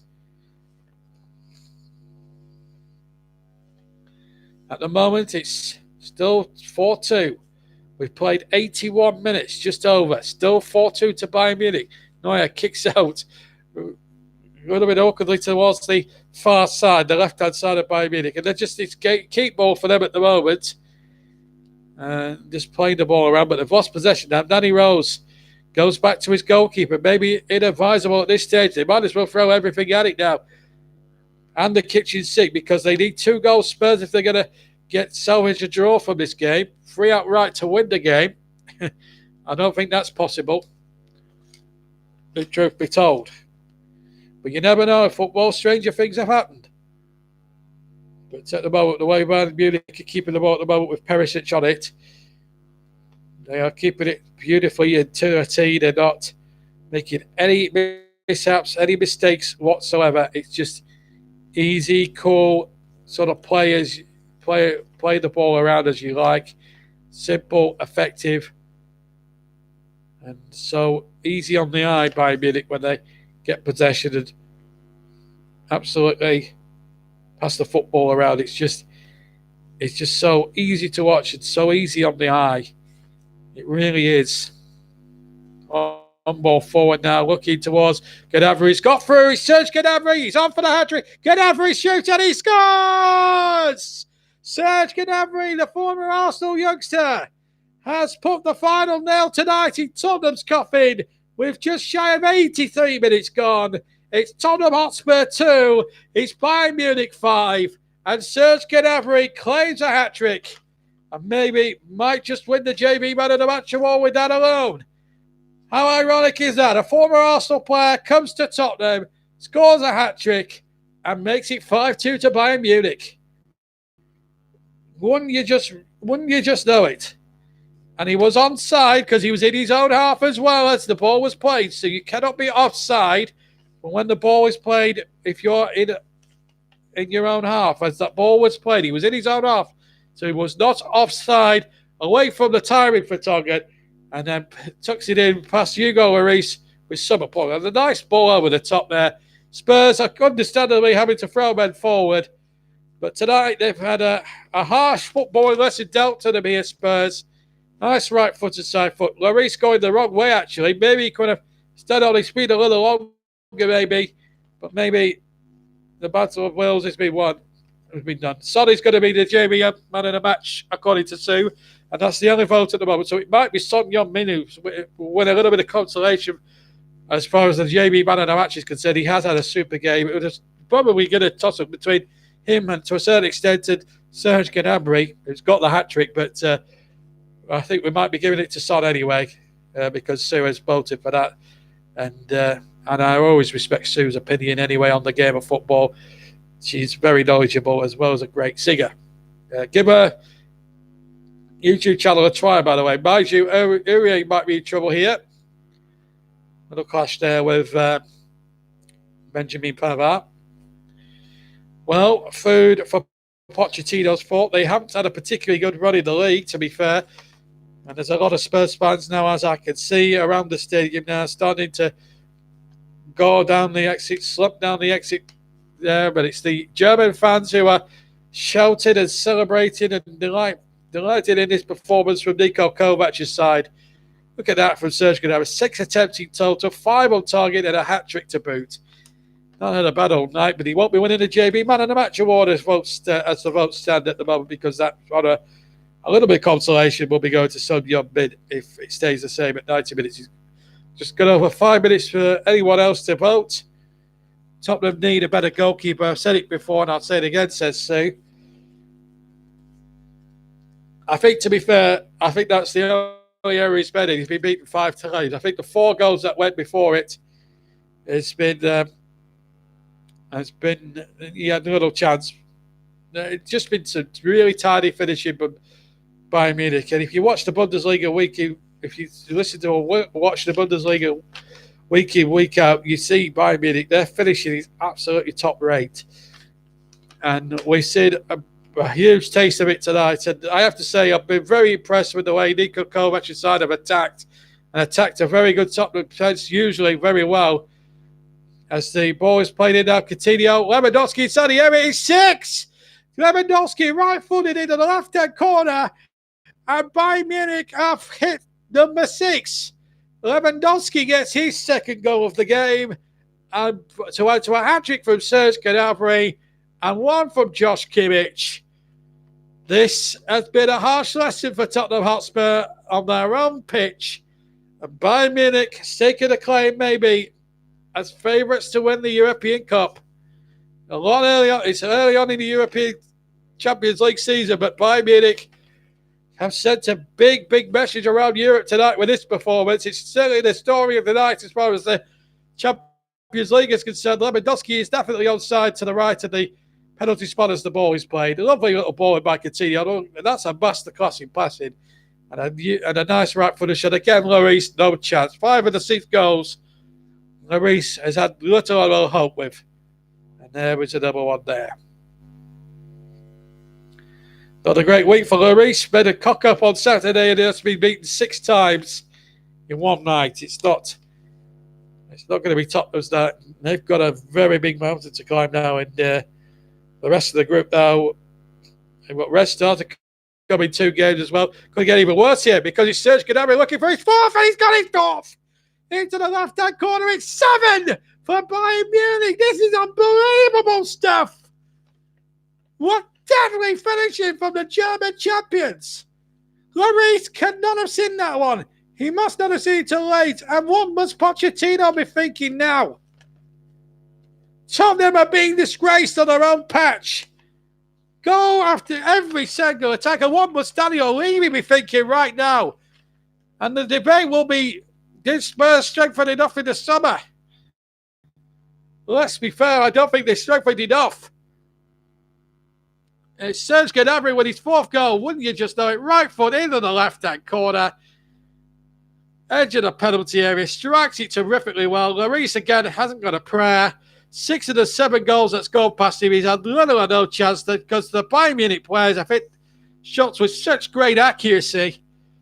It's just unbelievable. There's some Spurs fans who just cannot bear to look.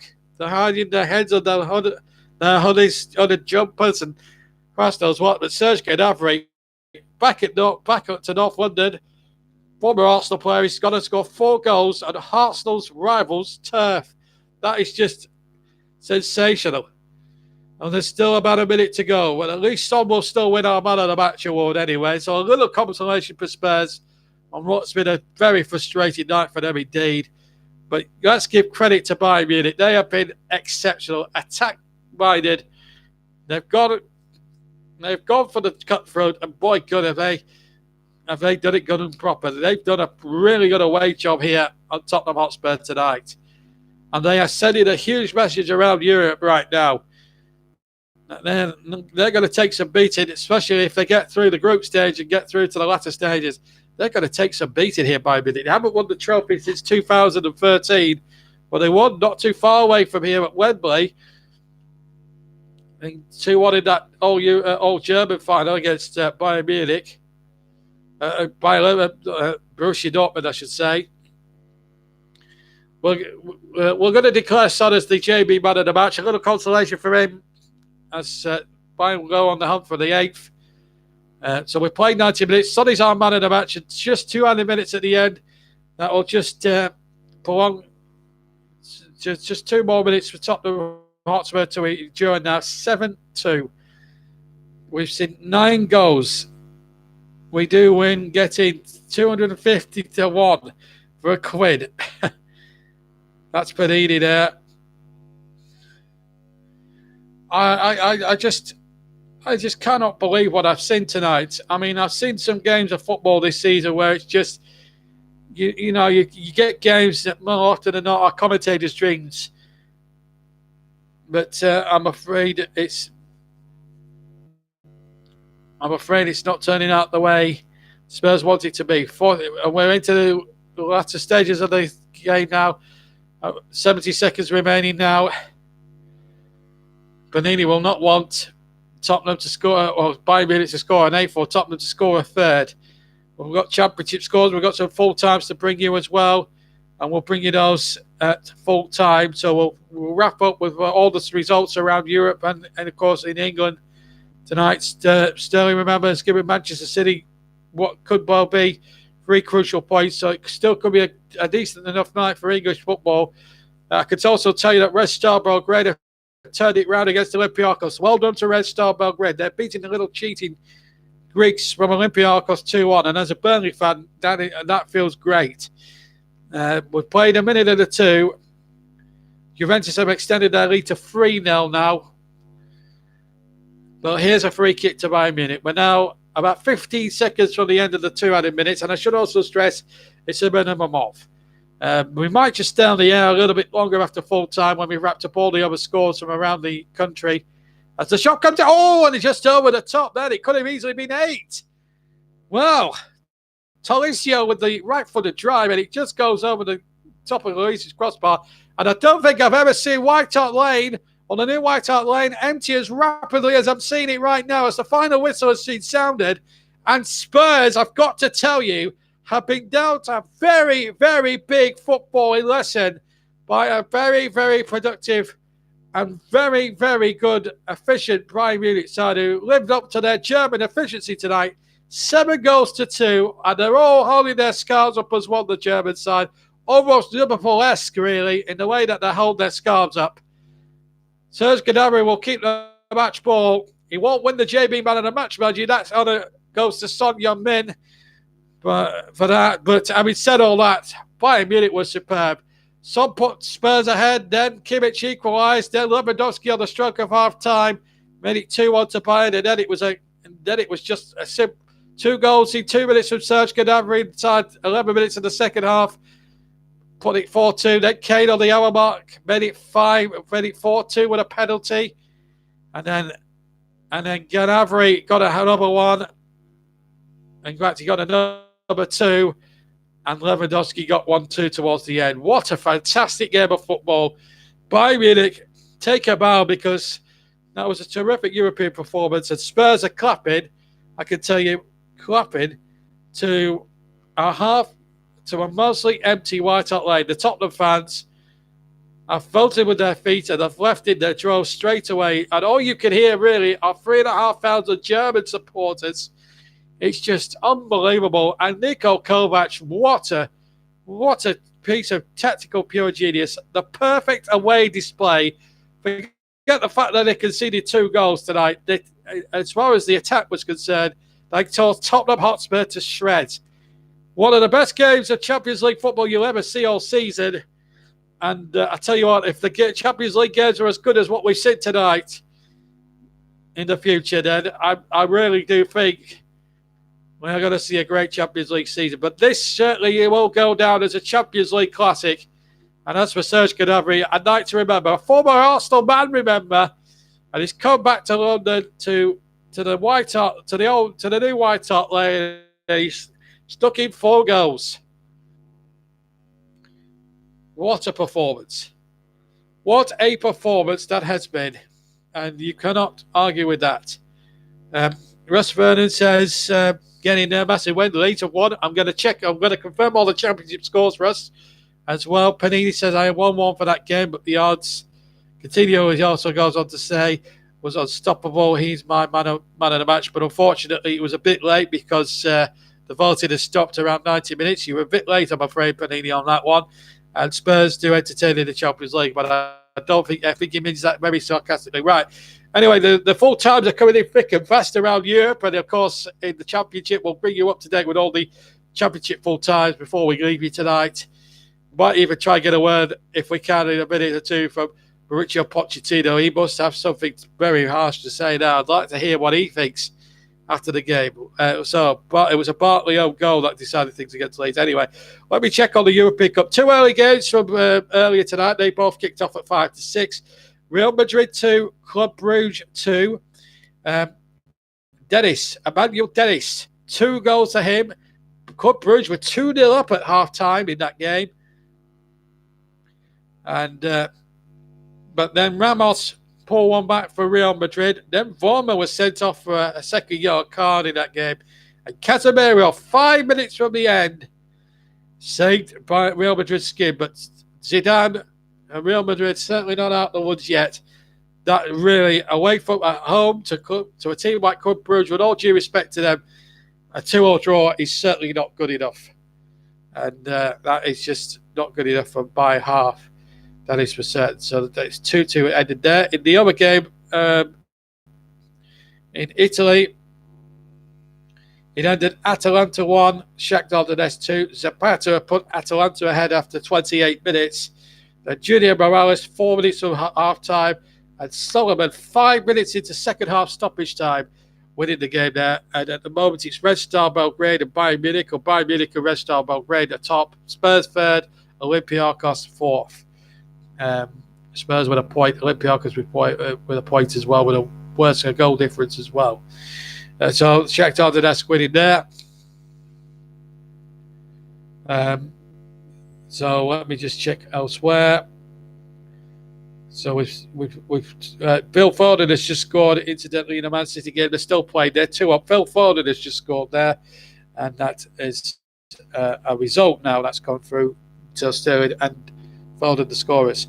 In the 8 o'clock matches, Galatasaray 0, Paris Saint-Germain 1, and it was a 52nd minute goal from Icardi that won the game for PSG tonight. And what a comeback in Belgrade. Red Star Belgrade, as I said, have gone second. They trailed to Olympiacos Semedo after 37 minutes. But then the game turned on a second yellow card given to Benzia after 57 minutes. And then Vulisic, Milanovic, and Bokai scoring 3 goals in the last half an hour to win 3-1. And here at White Hart Lane, just to remind you, Tottenham Hotspur 2, Bayern Munich 7, Serge Gnabry 4 of the goals, Lewandowski got 2, and Kimmich got 1 as well. And also elsewhere, we saw Son and Kane for Spurs. Man City have beaten Dynamo Zagreb by 2-0. Both goals coming in the last 25 minutes of the second half. Sterling after 66 minutes, And Phil Foden, with virtually the last kick of the game, has put Manchester City in control of their group at the moment. And so that's the score. That was the score, final score at the Juventus Stadium. No problems for Juventus. Easy for them, really. 3-0 winners over another German side by Leverkusen. So the normal German efficiency was escaping them tonight. Higuaín after 17 minutes, but the second after 61 minutes, and Cristiano Ronaldo on 88 minutes completed a very comfortable night for Mauricio Sarri's men. And finally, from Europe, Lokomotiv Moscow 0, Atletico Madrid 2, Segura after 48 minutes, and Partey after 58 minutes, winning the day for Atletico Madrid there.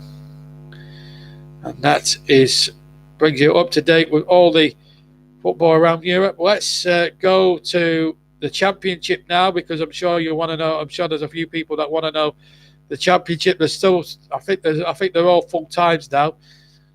Some kicked off early, some kicked off late. Stoke Huddersfield still is a late result. Panini. Thank you, Ross. Thank you, Panini, as well, for your little contributions at the end. Let me go through the full-time scores. In the Championship, Blackburn 1, Nottingham Forest 1, Armstrong putting Blackburn ahead after 63 minutes. Lowe equalising 2 minutes later for Nottingham Forest.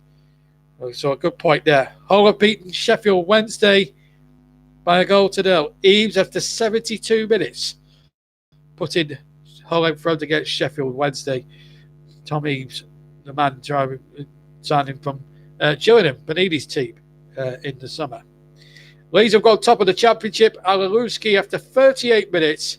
It has been credited to an Ali Kusi goal, according to BBC Russ, and that was enough to beat West Brom by 1-0, and that puts, as Russ says, top of the league. Preston, who are up to the dizzy heights of fourth, they've drawn 1-1 tonight at Middlesbrough. Harrop had put Preston ahead after 40 minutes. Then an own goal by Fisher 2 minutes later gives Middlesbrough a share of the spoils. Good result this for Wigan. Pilkington, 76 minutes, winning the day against Birmingham City. A mistake from Lee Camp gave Pilkington the winning goal there. And that was Anthony Pilkington, in fact. It was a long-range effort and he slipped under his body. That's a bad moment for Lee Camp. Great night for Fulham as well. Well, it's a Bartley own goal, according to Russ anyway. But elsewhere as well, Reading 1, Fulham 4. The performance of the night by far, I have to say, the Championship. John Swift, I'm afraid, was sent off after 20 minutes for Reading. By then, had gone 1-0 down through Tom Kearney. Then Mitrovic added a second and a third after 26 and 29 minutes, respectively. Then Kearney added a fourth after 67 minutes. And Mite pulling one back at the end there. But Scott Parker's now unbeaten in their last 4 games in the Championship. A very good performance from them. They're still playing, incidentally, at the Bet365 Stadium, but what a night it could well be for Danny Carwin's Huddersfield. Bakuna with the goal after 82 minutes. They're still playing. They're into 8 minutes, I can tell you, a stoppage time up at Stoke. And if that is the result there, there's going to be all sorts of booing and all sorts of commotion. And maybe Nathan Jones might well be out of a job by this time tomorrow. There's been rumours in the press that Tony Pulis could well be in line for a third stint as Stoke manager. And if that is the case, then it could well be the end for the former Luton manager, Nathan Jones, there. And we're still playing in that game. But I could tell you, we'll let you know if we'll stay with that. We're still waiting to get an interview, hopefully, with Mauricio Pochettino. And I can now confirm that is a result at the Britannia or at the Bet365. And I am certain there'll be a lot of discontent up in the Potteries tonight. Stoke 0, Huddersfield 1. That is now a full-time result. And what a tragedy for Stoke City. An established Premier League club 18 months ago. Now languishing at the bottom because Huddersfield have beaten them And Danny Carley gets his first win as Huddersfield manager. What a turnaround for them. A tremendous performance. That could really put Nathan Jones's job absolutely on the line now. Has to be now. Still, it's nowhere near good enough, and I'm sure Peter Coates will run out of patience with Nathan Jones. It's really, really poor. He's only won 4 matches in his time there at Stoke. It's not a great ratio, if I'm being perfectly honest. So Stoke 0, Huddersfield 1, and what a win that is for Danny and Nicky Carley as well. Fantastic result for them. I'm quite pleased with them. Let's take a check on the table of the Championship. So Leeds, as I say, go top. They play 20 points from their first 10 games. Then West Brom, who they beat tonight, are in second position, 19 points from 10 games. Forest in third on an inferior goal difference to West Brom. They've got 19 points as well from 10 games. Then come Fulham, unbeaten in 4 now, 18 from 10. They're in fourth. Preston in fifth place, 18 points also from 10, but an inferior goal difference, 3 goals less than Fulham. We're hoping to hear from Mauricio Pochettino very, very, very shortly. In fact, we're not yet anyway. Swansea dropped to 6. They played a game less, 18 from 9. Same with 17 from 9 Charlton. They haven't played tonight. They play tomorrow night. Sheffield Wednesday have played 10 and scored 16 points. They're in 8th place. Bristol City 16 from 9. QPR 16 from 9. 9 from 10. Bristol City have a better goal difference than Queen's Park Rangers. Blackburn Rovers 10 games played for only 14 points for them. Hull have moved up to 12, 13 points from 10. Then come Cardiff with 9 points. With 13 points from 9. Birmingham now 13 from 10. 13 points from 10 games played. Brentford have played a game less. They've got 11 points. Same applies to Derby, who have been in the news for all sorts of wrong reasons. There was a massive car accident, and he's put Richard Keogh, their centre-back, out for 15 months, and 2 players are up in court for drink driving charges. It's not looking good at the moment for Derby County. Lancashire in 16th with 11 points from 9 matches. Wigan, a big win for them tonight against Birmingham. 11 points from 10. They're moving away from trouble. Luton now, 10 points from their 9 games so far. They play tomorrow. Middlesbrough now, 10 points from 10 games. Jonathan Woodgate there, just a little bit in trouble maybe at the Riverside there. Millwall then, 20th position, 10 points from 9. Reading, fighting to survival last season, fighting to survival it looks like this season. They've played 10 games and scored 8 points with a -5 goal difference. And they're only out, and then the bottom 3, Huddersfield, 5 points from 10, win their first match. Beating Stoke by 1-0. Barnsley and then the second bottom. They played a game less than Huddersfield, but have an inferior goal difference. They also have 5 points. And Stoke, without a win from their first 10 matches, only 2 draws from that first 10, 2 points from 10, with a -2 goal difference. Surely now, Nathan Jones is a dead man walking. He has to be sacked there at the Bet365. And what a fall from grace that is for Stoke City, an established Premier League club less than 18 months ago, now languishing in 24th at last place. That has to be a record. And what a performance that was. 8 points it was. I think Nathan Jones' time is absolutely up now. It is a disappointment, that it really is. And it's also that win at Stoke is Huddersfield's first win in 20 league games. And that's going back to last season at the Premiership as well. And Nathan Jones now, it really is.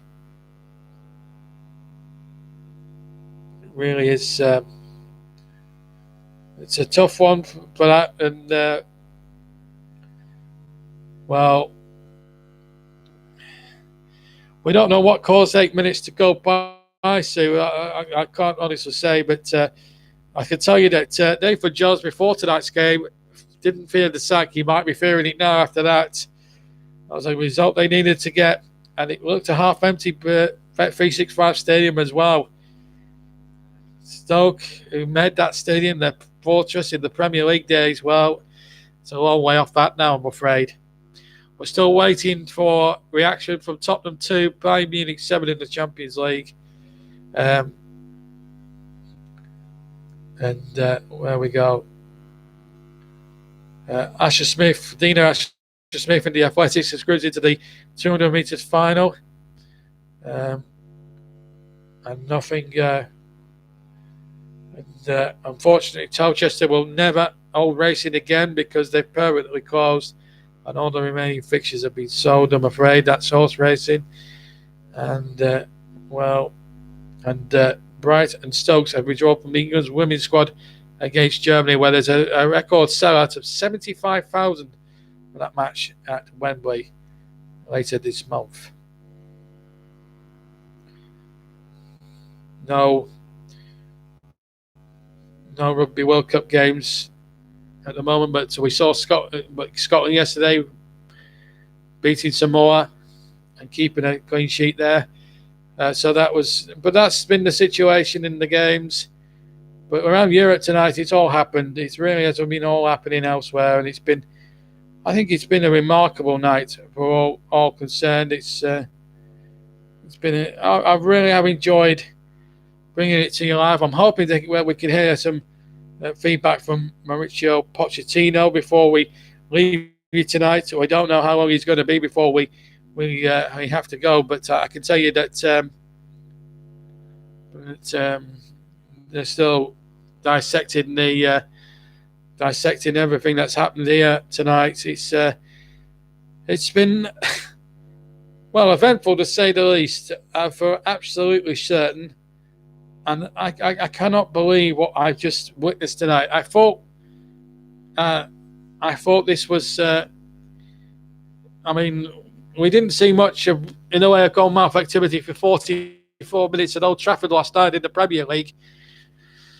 We saw plenty of that. Sol gets man of the match, but Gnabry gets the match ball. But Sue says, I agree with you, definitely. Nathan Jones has got to go. Well,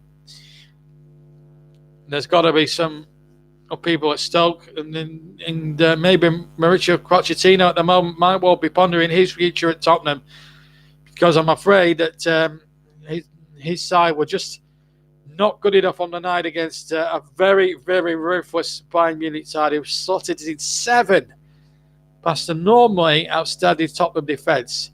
It just doesn't bear thinking about. We're still waiting to get an interview from.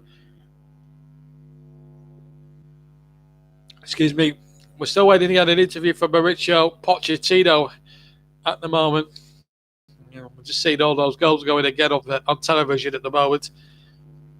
But I'm hoping that we'll hear from Pochettino before the evening is out. And as soon as we get the interview, because I want to hear what he's got to say. Absolutely Anonymous, one of our moderators. Good evening to you, mate. Shock JB says, wow, great commentary as usual. What a scoreline. But it's not just, it's a scoreline really, mate, that sends shockwaves around Europe. Manchester City, you won't be pleased to hear, from a Manchester United fan's point of view, won comfortably 2-0. Goals from Sterling and Foden in the last 25 minutes of the second half. Juventus winning 3-0. Ronaldo amongst the goals tonight. And Gonzalo Higuain getting one of the others. Atletico Madrid winning. Red Star coming from 1-0 down against 10-man Olympiacos to win 3-1 there. Real Madrid, another shock result, really. Club Brugge had them at 2-0, but then Ramos and a late goal at the end has got Madrid well and truly out of jail. We're still waiting for an interview with Mauricio Pochettino. As soon as we get the interview, we will bring it to you live before the evening is out. It's now 11 minutes past 10 on a Tuesday evening here in the UK. If you're watching elsewhere in the world, we are in British summertime still. The clocks will go back at the end of the month. So until then, we're still in British summertime. But I have to say, it was a ruthless performance for what I've seen with Bayern Munich tonight. They have sent a shockwave. I'm going to say they've sent a shockwave around Europe tonight. It's like a tsunami of a message really around Europe saying, well, we're here to stay. But the only problem with that result tonight for Bayern Munich's concerned, it's a great result in terms of the goal difference and everything else like that. But have they peaked too soon in this competition? They will be sending a message out, but sometimes when a team goes to a place like this and wins 7-2, sometimes it could be one of those weak results. They should win the group easily now, 6 points out of 6. And those 2 games are going to define Spurs' Champions League season, and it's going to be those 2 games and probably the Olympiacos game that's going to here at the Tottenham Stadium. That's going to be decisive to Spurs' fate in this competition. Remember, it's only the top 2 go through to the last 16 of the competition. All third place teams go into the Europa League for the second half of the season. They'll go into the round of 32 of the Europa League for any third place team. So they'll still have a European competition to play, but the other competition and the fourth team will go out automatically out of Europe for another season. Still waiting on Pochettino. It has been an extraordinary night around Europe and around the country with the championship scores. But I can tell you that Pep Guardiola's Manchester City won 2-0 in their match tonight. So they've done a terrific job. But we're still waiting to hear from Mauricio Pochettino. He must have his team locked in at the moment. And he must be in bewilderment and shock at one thing or another. And it's just all I can see now is stewards in fluorescent high visibility jackets and God knows what else. And it's hard to comprehend, really. It's hard to believe what has just happened here tonight. One of those games where it's just, well, I mean, I've had so many good games over the last 18 months that's been a commentator's dream. This has to be one of them. If taking out personal feelings towards the English teams aside, and it is karma. It's absolute karma for me because Olympiacos rubbed us up a man a year ago in the Europa League qualifiers, and we shouldn't have lost that over 2 legs. But there you go. It is karma for me anyway, so that is for sure. I'm not sure if we're going to hear anything from Mauricio Pochettino tonight.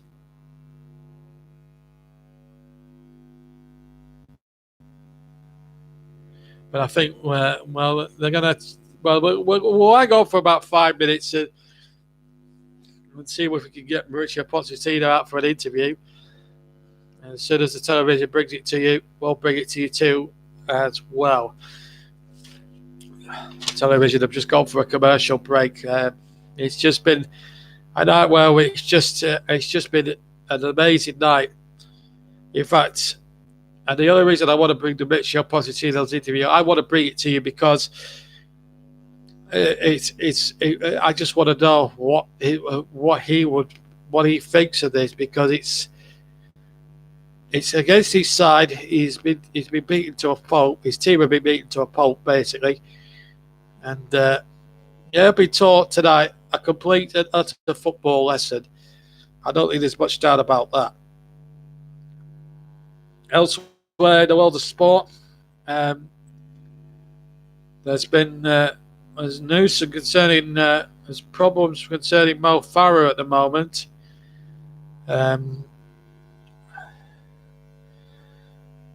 Just bear with me as well. So let's keep you up to date with what's going on. Solskjaer has been banned. Let me just give you that story. This is from Athletics. Mo Farah, 4-time Olympic champion, not guilty by association with banned ex-coach Alberto Salazar. So Mo Farah has not done anything wrong and should not be seen as guilty by his association, says Steve Cram. On Monday, Salazar was banned from athletics for 4 years after being found guilty of doping violations. Now, Salazar runs the Nike Oregon project, where he coached Britain Mo Farah between 2011 and 2017. Steve Brown says that Mo Farah is a great champion and has not done anything wrong. The Nike ambassador, BBC Athletics commentator, and former world 1500 meter champion, said, "To create guilt by association is also wrong. He's never been found guilty of any offences, and so you really have to accept that. It's up to the public, of course, to make the judgments. We all have opinions, but at the moment there's absolutely nothing that says that there's anything wrong with what Mo Farah has done." Now, the decision to sanction the Cuban-born American Salsa, who's 61 years old, follows a 4-year investigation by the United States Anti-Doping Agency and a 2-year court battle behind closed doors. The investigation into Salazar began after a BBC Panorama programme in 2015. UK Athletics, the sports governing body in the UK, then conducted its own review into the claims and gave Farah the green light to continue working with Salazar. Now, Farah split with him in 2017, which is in fact the same year the coach was first charged, but the Britain insists he was not aware of the doping charges at the time. During his time at the NLP, the 5,000 metre and 10,000 metre runner, Farah had won 6 world titles in addition to his 4 Olympic gold medals, and said he was glad a conclusion had been made. He also goes on to say that I have no tolerance for anyone who breaks the rules or crosses the line. Kramador had previously dismissed Panorama's allegations about NLP as historical and said there was a witch hunt against Mo Farah. Mo trusted the people around him until such a point he decided to make a change, Cram said. How the timing looks is open to interpretation. Mo has had an incredible career and will continue to have a great career. Dr. Jeffrey Brown, an unpaid endocrinologist who treated many of Salazar's athletes, has also been banned for 4 years, and an independent panel found Salazar and Brown possessed, trafficked a banned performance-enhancing substance and administered or attempted to administer a prohibited method to multiple track and field athletes. It's also added that Salazar tampered or attempted to tamper with the doping control process. IAAF President Sebastian Coe said that the governing body's athletics integrity unit would be asking athletes to sever their relationships with Salazar amid the very serious charges. A 4-year ban is about as good as it could be for Salazar, said Cram. For him and some of the athletes associated with him, it's terrible news. In the world of high performance sport, we are working in a very small margins. People are looking for where they can gain an advantage in terms of performance. The top coaches and top scientists are there to try and explore these avenues, but you've got to do it within the rules. I think even within the judgment, they said he may not have deliberately done that, but he did break the rules, and if you break the rules, there are going to be penalties to pay. Whether his motives are or were, he will defend that, but once you step over the line, you have stepped over the line, and so it looks as though he's going to have to suffer the consequences of that, and that's the Mo Farah story. We're hoping to get an interview right now with Mauricio Pochettino before the night is out, and we can hear from him now. He's speaking with Des Kelly. I think they don't need too much time to explain. I think we play 30 minutes really well. I think we start the game really compact, really aggressive, pressing high. I think we dominate the game in the first 30 minutes. Unlucky that we conceded at the end of the first half in the last minute. That's the last action, 2-1.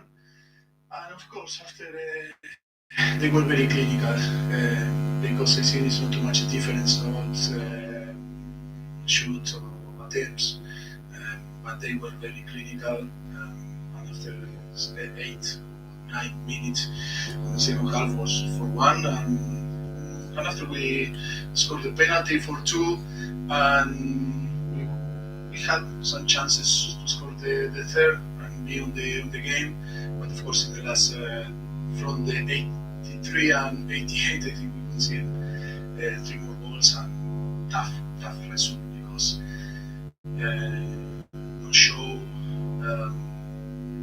I think that it's too much and it's too hard to accept this type of result. But in football happen when the opponent is have the quality and is like today very clinical in front of the goal.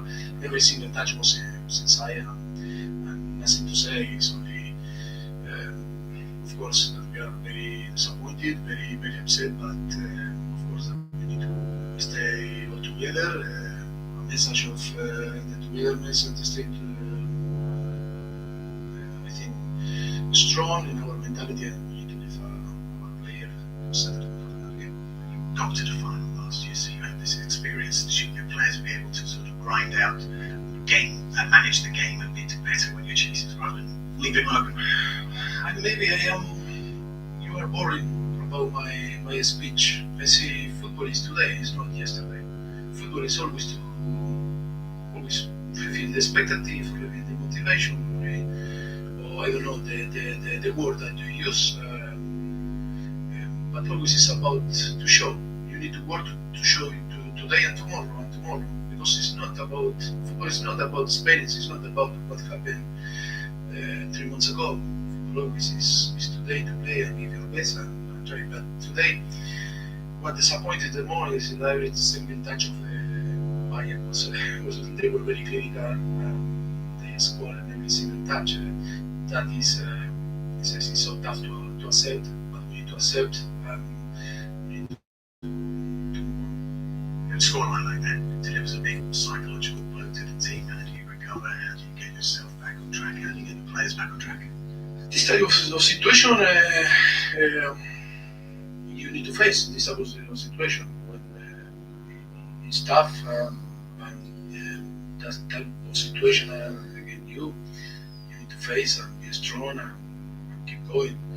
We need to stay together, helping each other. That's the best medicine is to be all together, and I think it's not to find guilty and not to try to escape about the situation. Always it's my responsibility, but stay all together. And of course, when you receive this type of pressure, I think it's so important to bounce back and stay together and believe in yourself. That is the only way to recover the good things. Thank you very much, everyone. And that was Mauricio Pochettino there talking to BT Sports, Des Kelly. Well, we're going to end the program in a minute, but it's been a remarkable night. Let me start with the headlines. In the Championship, first of all, a win for Leeds that takes them top of the table against West Bromwich Albion, who now go into second place, who drop into second place. There was an own goal from Kyle Bartley, that won the game at Ellen Road. So Leeds go top. At Stoke, however, it is all kicking off there big time because Nathan Jones could well be out of a job by this time tomorrow because his side were beaten by Huddersfield Town by 1-0. Nicky Cowley and Danny Cowley's men off the mark with a win. Stoke yet to win this season. In the Champions League tonight, there were wins for Manchester City, Red Star Belgrade, Juventus, Real Madrid drew 2-2. Manchester City won, and Atletico Madrid. All the bigger teams, most of them winning. But Manchester City won 2-0 with goals from Sterling and Foden. And in Madrid tonight, Real Madrid were held to a 2-2 draw by Club Brugge, who were 2-0 up at half-time. But a late goal saved some face for Zinedine Zidane. He is also a man under pressure after a poor start in the league and not a convincing start in the Champions League neither. And here at the London Stadium, at the Tottenham Hotspur Stadium tonight, we have seen a masterclass of attacking football. 7-2, Bayern Munich beat Spurs. Spurs played okay, but they were just blown away by the efficiency of Tottenham of Bayern Munich, who were just unplayable.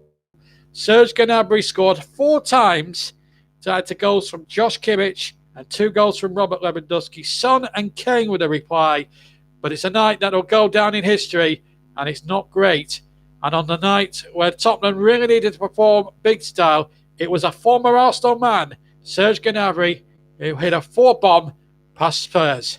From the Tottenham Hotspur Stadium, thank you from me, JB. I hope you've enjoyed the commentary.